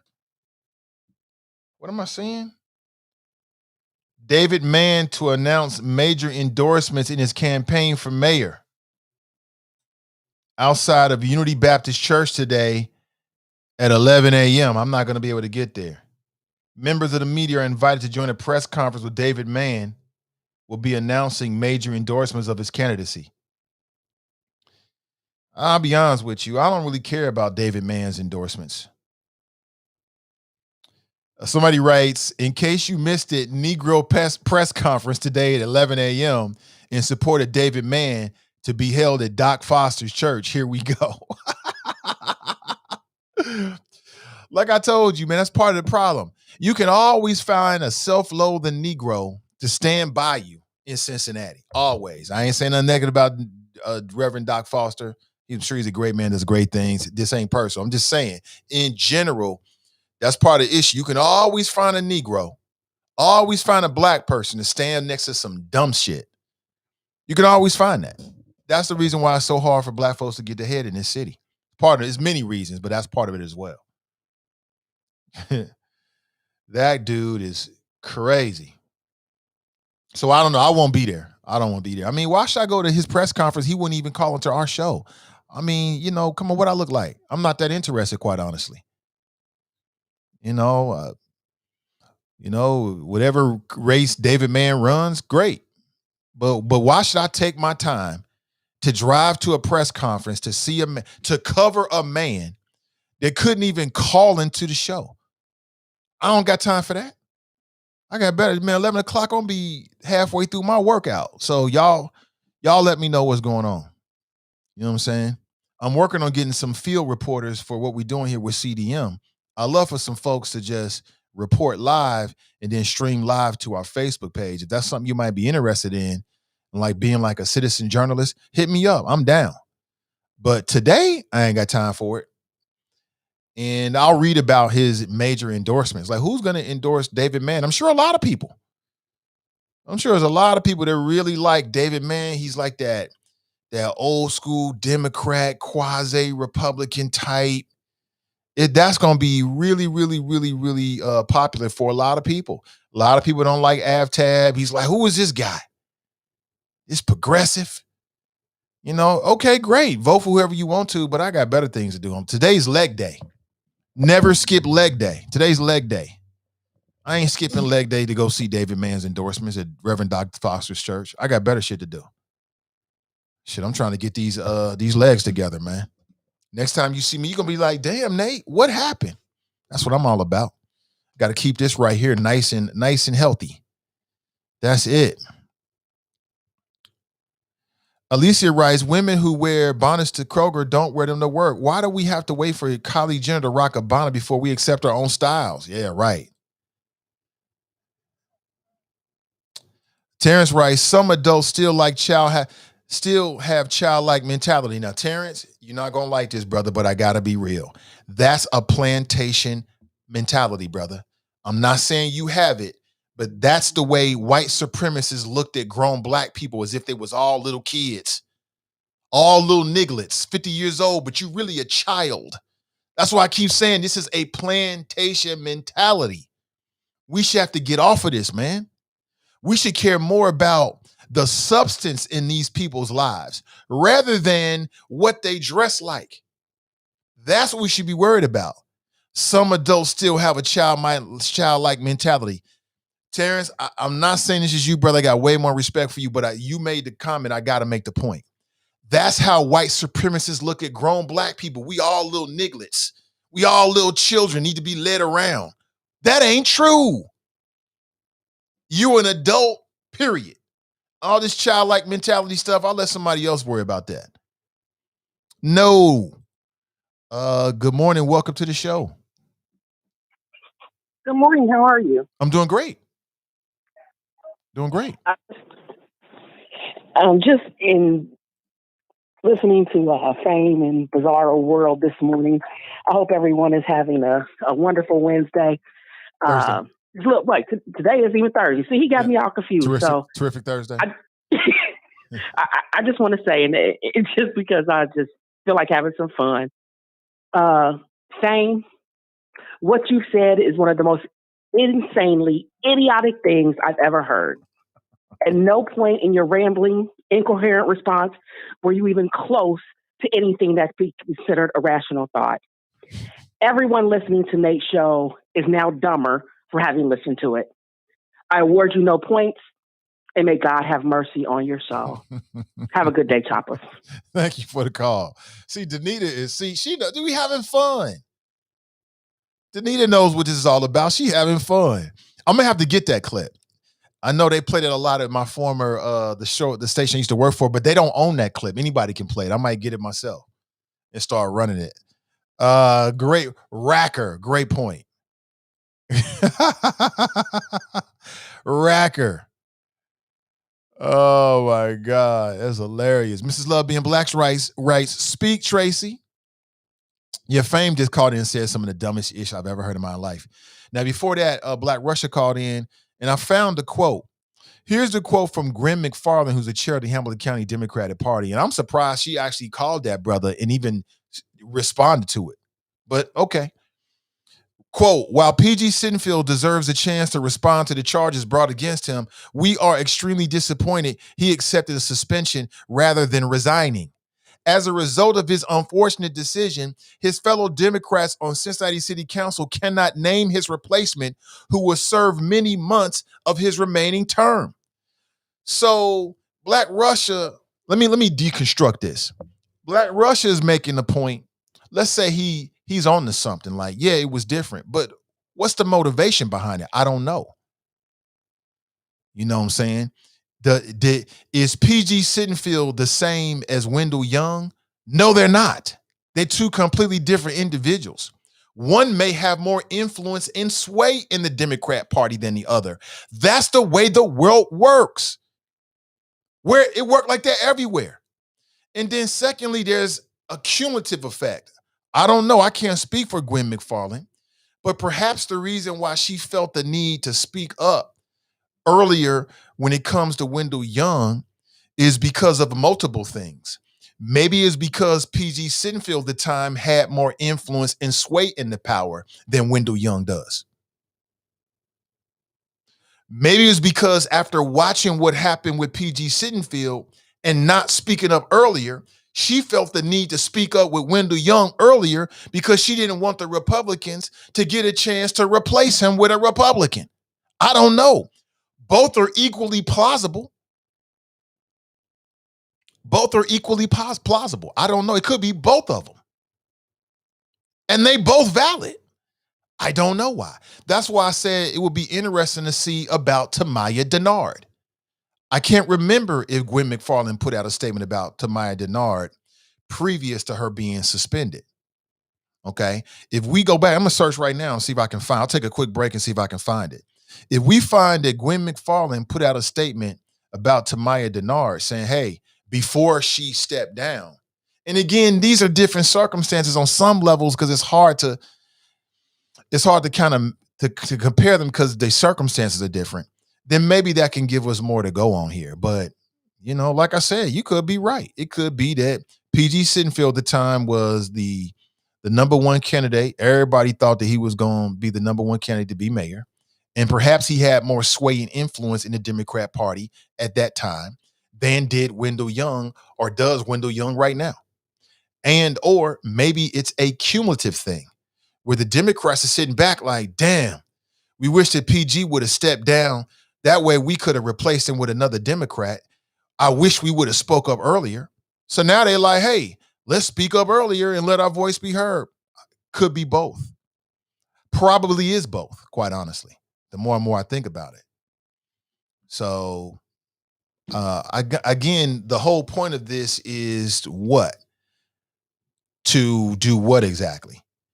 To not vote for Democrat candidates upcoming in the election because of something that Gwen McFarland said? That don't even make sense.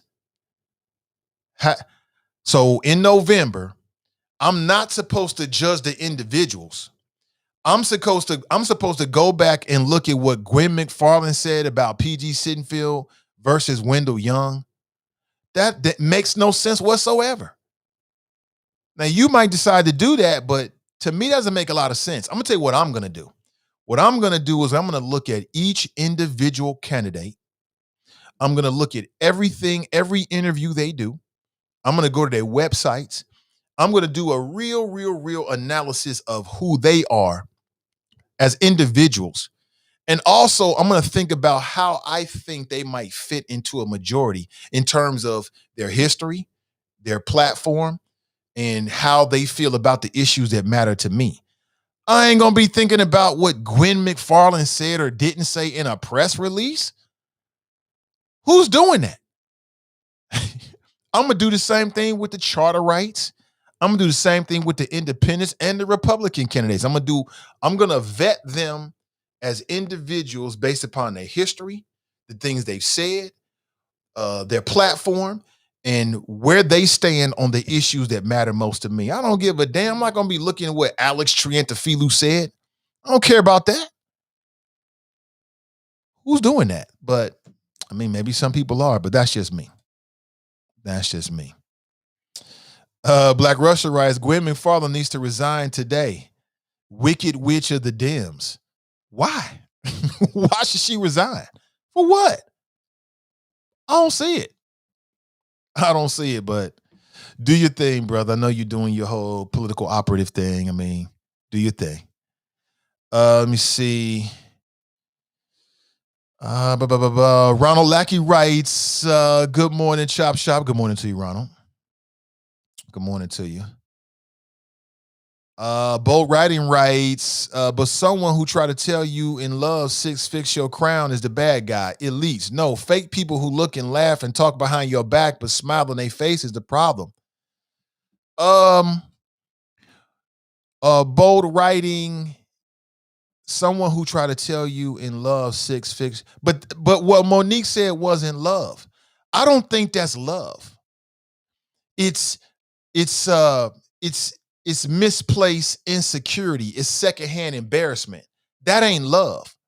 If you really love, if you out here and you see a black woman and she got, and I don't know why you would even care about this, and she got a bonnet on and she's not dressed the way you really think, love is this. This is love. Talking is just talking shit.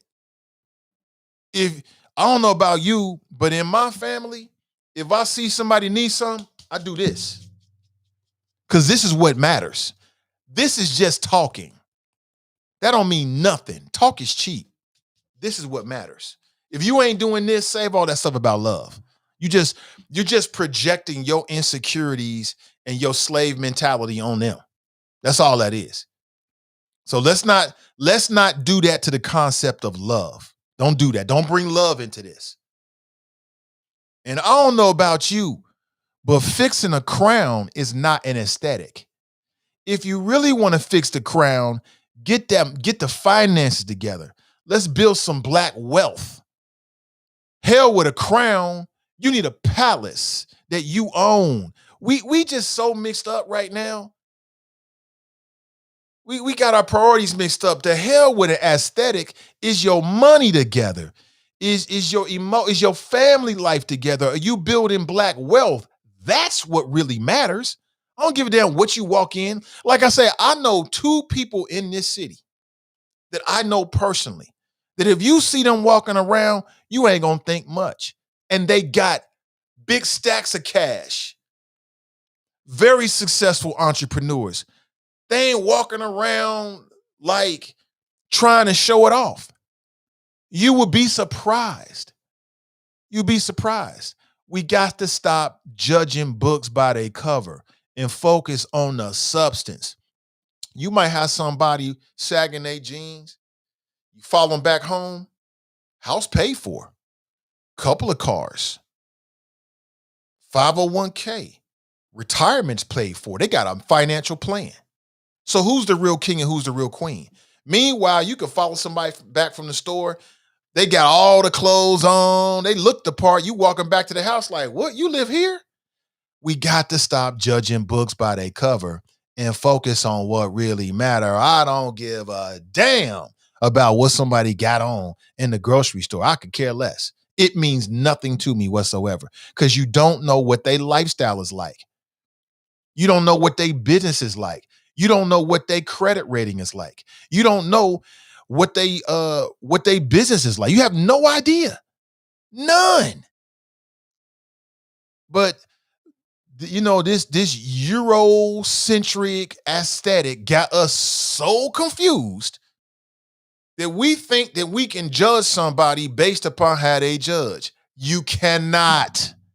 You don't know what's really going on in people's lives.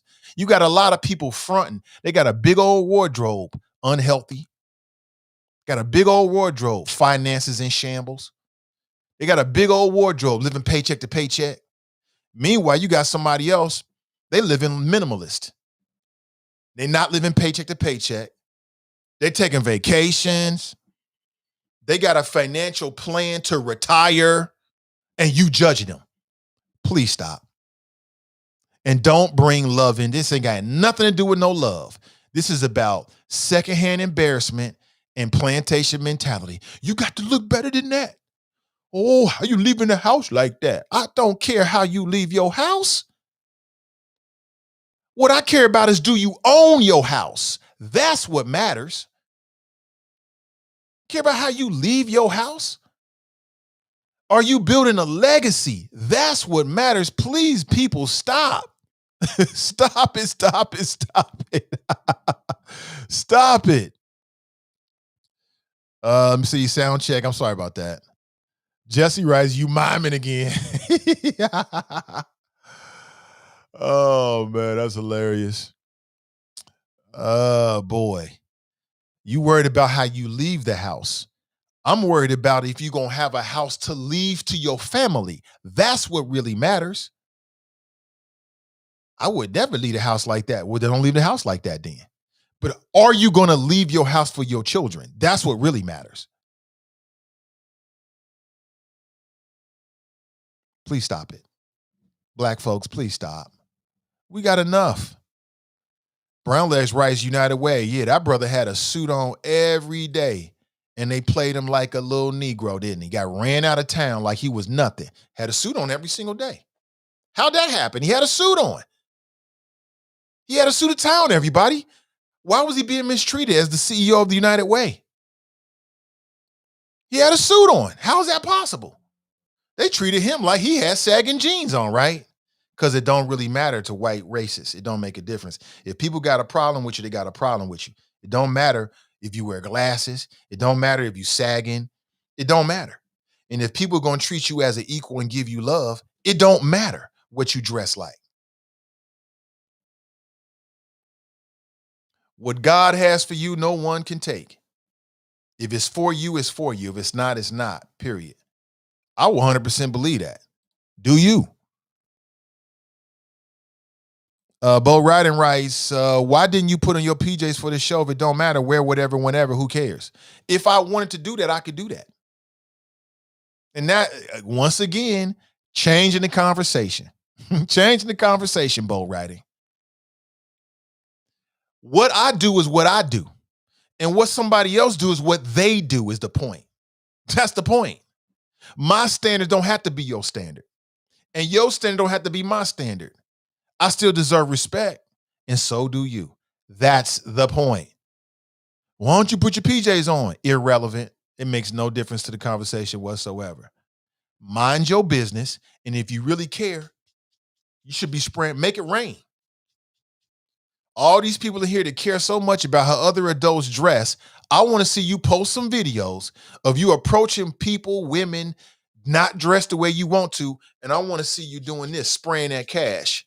Because if you ain't doing this, you just bumping them gums and you're just talking. You don't really mean it. Put some money behind it. Put your money where your mouth is. If you ain't willing to do that, you just talking. You don't really mean it. And the reason why I didn't put my PJs on is because I didn't want to. That's why. Danita writes, I really hope this is shock jock talk and you're not serious that since the way people dress won't end racism, who cares? I really hope, Danita, that you don't really think that the way you dress has anything to do with racism whatsoever. Because if it did, then the Reverend Dr. Martin Luther King and all the freedom riders, all of them was dressed, as you would say, you know, casual, professional. None of them were sagging. None of them had bonnets on. What happened on the Edmund Pettus Bridge? None of them was sagging. None of them had bonnets on. They had suits on, laid out, head split open. Am I the only one who thinks, wait, what the hell? Did I go to another dimension or something? I'll say it again. If every black man, woman, and child made a decision today that we was all going to dress like the fruit of Islam, like the Nation of Islam, it would not change the metrics of racism one iota. It would be indiscernible in this country. It wouldn't have any impact on employment discrimination because those people are at the job, dressed professionally. It would have no impact on health discrimination. It would have no impact on the black infant mortality rate. It wouldn't have any impact on any metric whatsoever at all. Nothing. Not even one iota. And to believe that is straight plantation mentality. We just got to dress better. If we dress better, they treat us better. Huh? I know you joking. I know you joking. Had to throw my cloth down. I know you joking, Danita. Kamikia writes, ask any black attorney how many times they are mistaken for the defendant, paralegal, or admin in the courtroom while suited and booted. Man, there's a book that I read, I reference from time to time. It's called The Good Black. It's about this brother. It's a fascinating read. It's about this brother who came from, he didn't have a silver spoon in his mouth.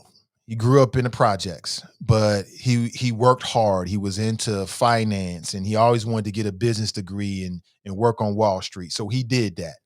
He worked real hard, went to an Ivy League school, ended up working in Wall Street, big time, right?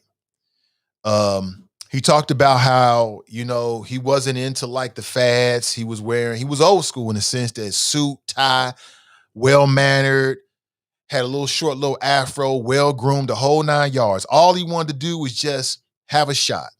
He was the good black. Got up to Wall Street and got played. They treated him like he was nothing but a black man.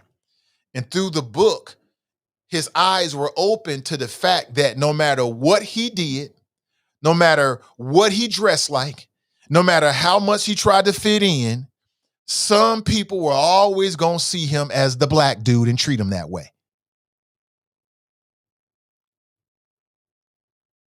You got plenty of black people that go to work every day. They suited and booted. They speaking the king's English the right way. And they struggling to get paid and get ahead. What are you talking about?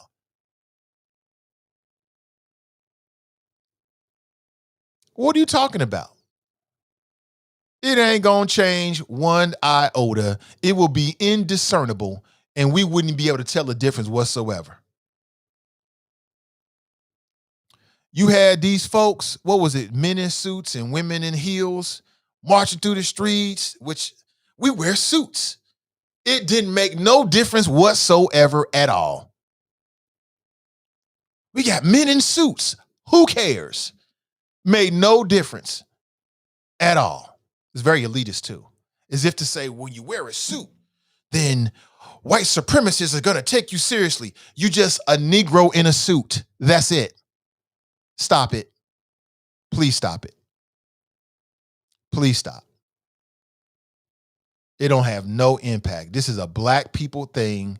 Black people hating on other black people, just playing. You better look better. See, if you just had a suit on, you could live in the big house like me, talking through the window of the big house.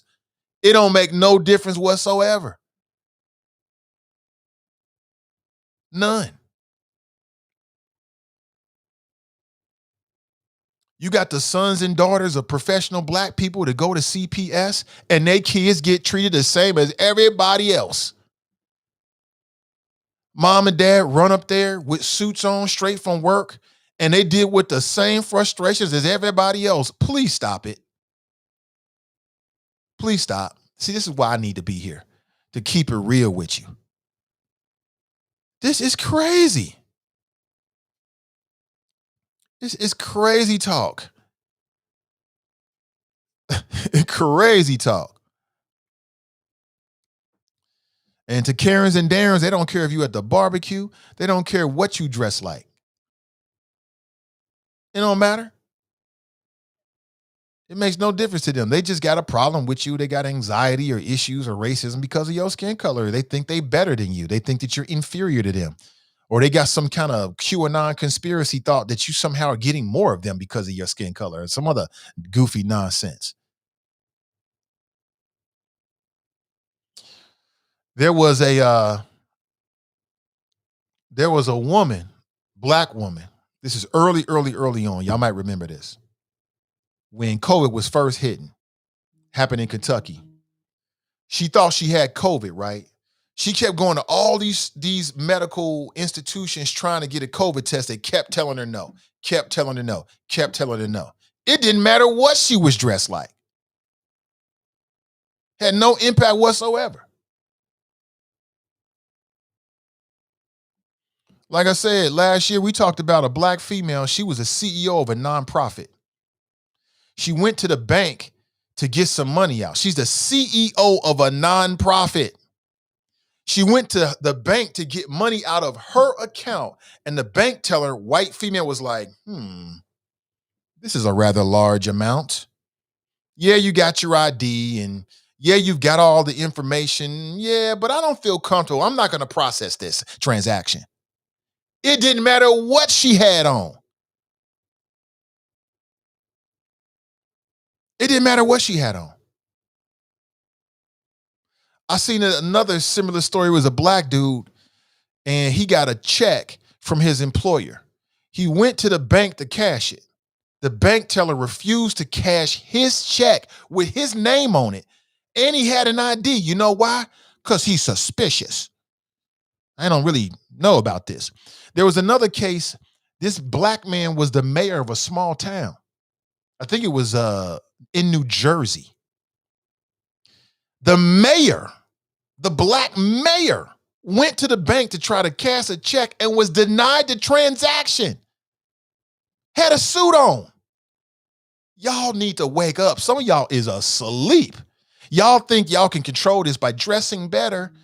Nah, you can't.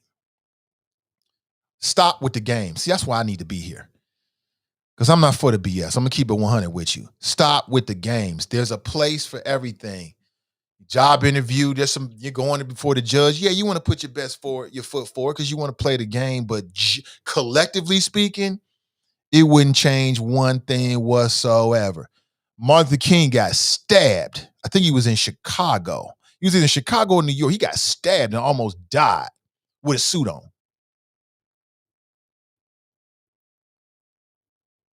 The day he was killed, he had a suit on. What are you talking about? Let's go to the phones. Good morning. Welcome to the show. Brother 252. Hey, what up, brother 252? Welcome.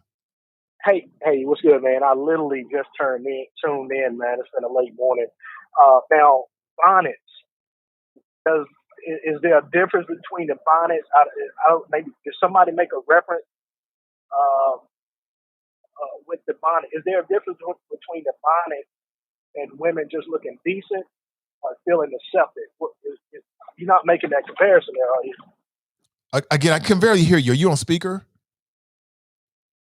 No, I'm on a Bluetooth. Is it sounding bad? Yeah, it just sounds. The volume just isn't really high. We'll pick this call up later. Then I don't want to bring the show down. Okay, I appreciate you. Yeah, I couldn't even hear what he was saying. Maybe you did. He was asking, is there a difference between women looking decent and a bonnet or something like that? Terrence writes, I tried to help. Thank you so much. Terrence writes, that's quite disingenuous to continue to assert, whereas a professional, it would be malpractice to let your client come to court looking like who would have thought it. But I thought that Lady Liberty was blind. All the statues, she got a blindfold on.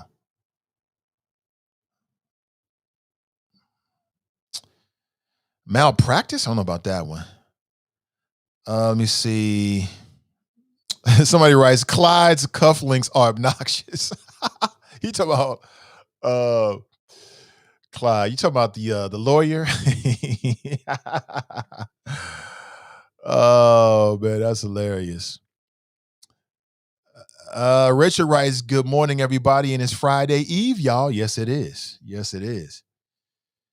Kamika writes, that was 2 weeks ago. It was disrespecting Mr. Young. He was disrespecting Mr. Young. Now he has another irrational and unsupported bone to pick with someone else. He caping for the man. Yeah, I mean, 3 weeks ago, Black Russia called in and said basically, F Wendell Young and his wife. He said he don't care about either one of them.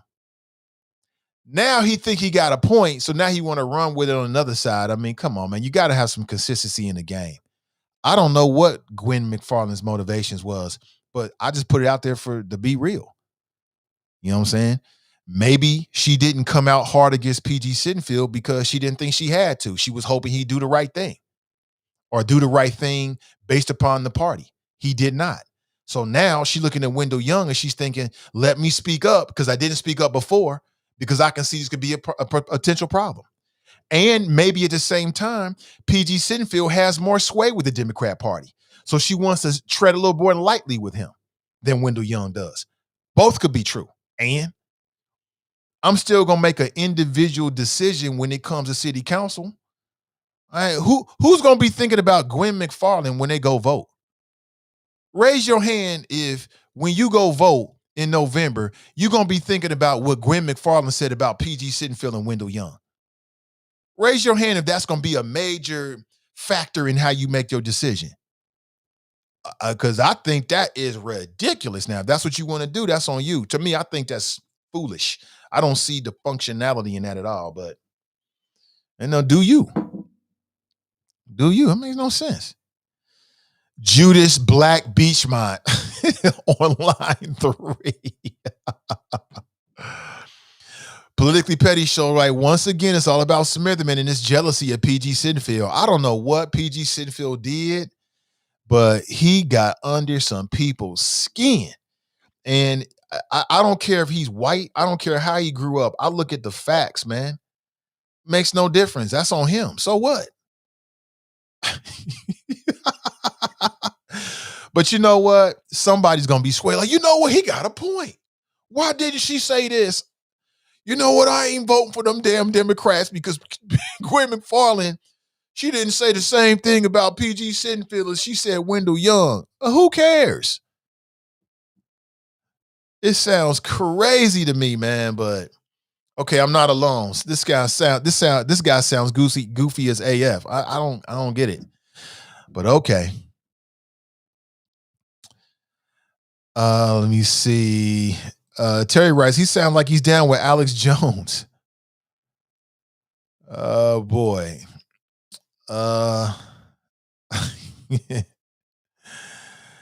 Brent writes, thank you for answering the question. The correct response would have been there are no alt-middle candidates because the alt-middle only consists of 2 people in Cincinnati. Rachel writes, Fame's theory of the day. Yeah, it was out there. Somebody writes, tinfoil hat alert. Andrea writes, grow up. Jesse writes, LOL, Fame is crazy. MB writes, he's not thinking logically. Danita writes, this confirms that Fame just likes to say things for shock value.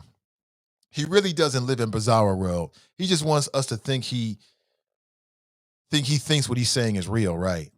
Brian Taylor writes, after being called out for supposed silly things, this takes the cake. Look up tardigrades. They feed wildlife. Their carcasses nourish nature. The most unscientific thing I've heard in months, right? Oh, man. Oh, man, it's real in here. Dale writes, Fame is a case. Jerome writes, I think he needs his meds. Get that man a sedative. Rachel writes, click.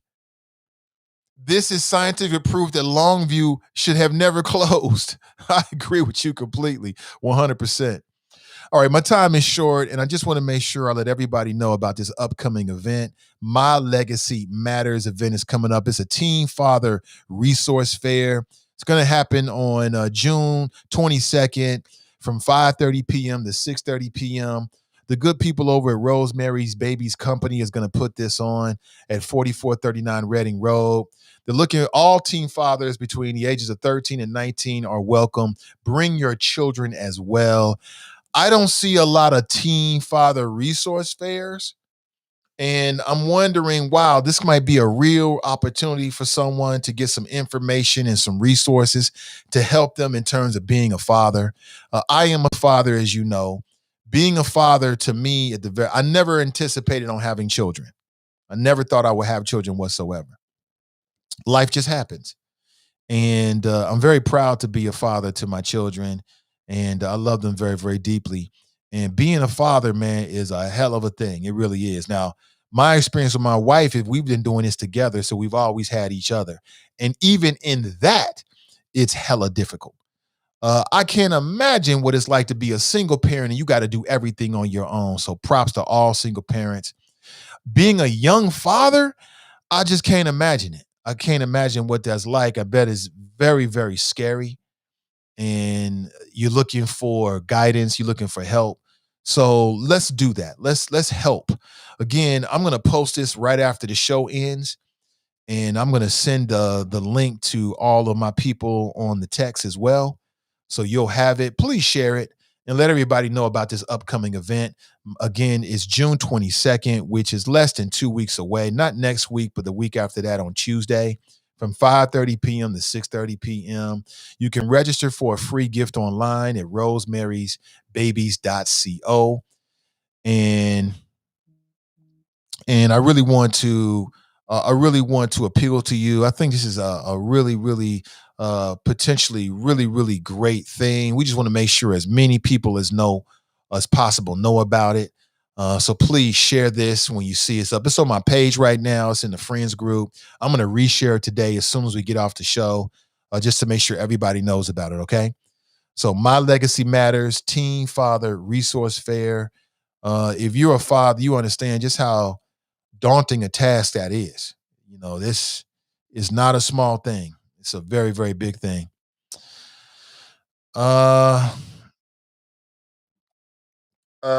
Terrence writes, LOL, we can agree to disagree. Okay. Always. We can always agree to disagree. Let me see. J Rose writes, I know some grown-ass man children. Mm-hmm. Nat writes, damn, missed 15 minutes and you miss a lot. Listen, have an excellent rest of your day. I really appreciate you. I'll be back with you and better than ever tomorrow morning. Spread love, not hate. Spread love, not hate is my message this morning. Have an excellent rest of your day. And remember our motto. Say it with me. Winners focus on winning. And losers focused on winners. So stay focused and stay winning. And we'll talk real soon.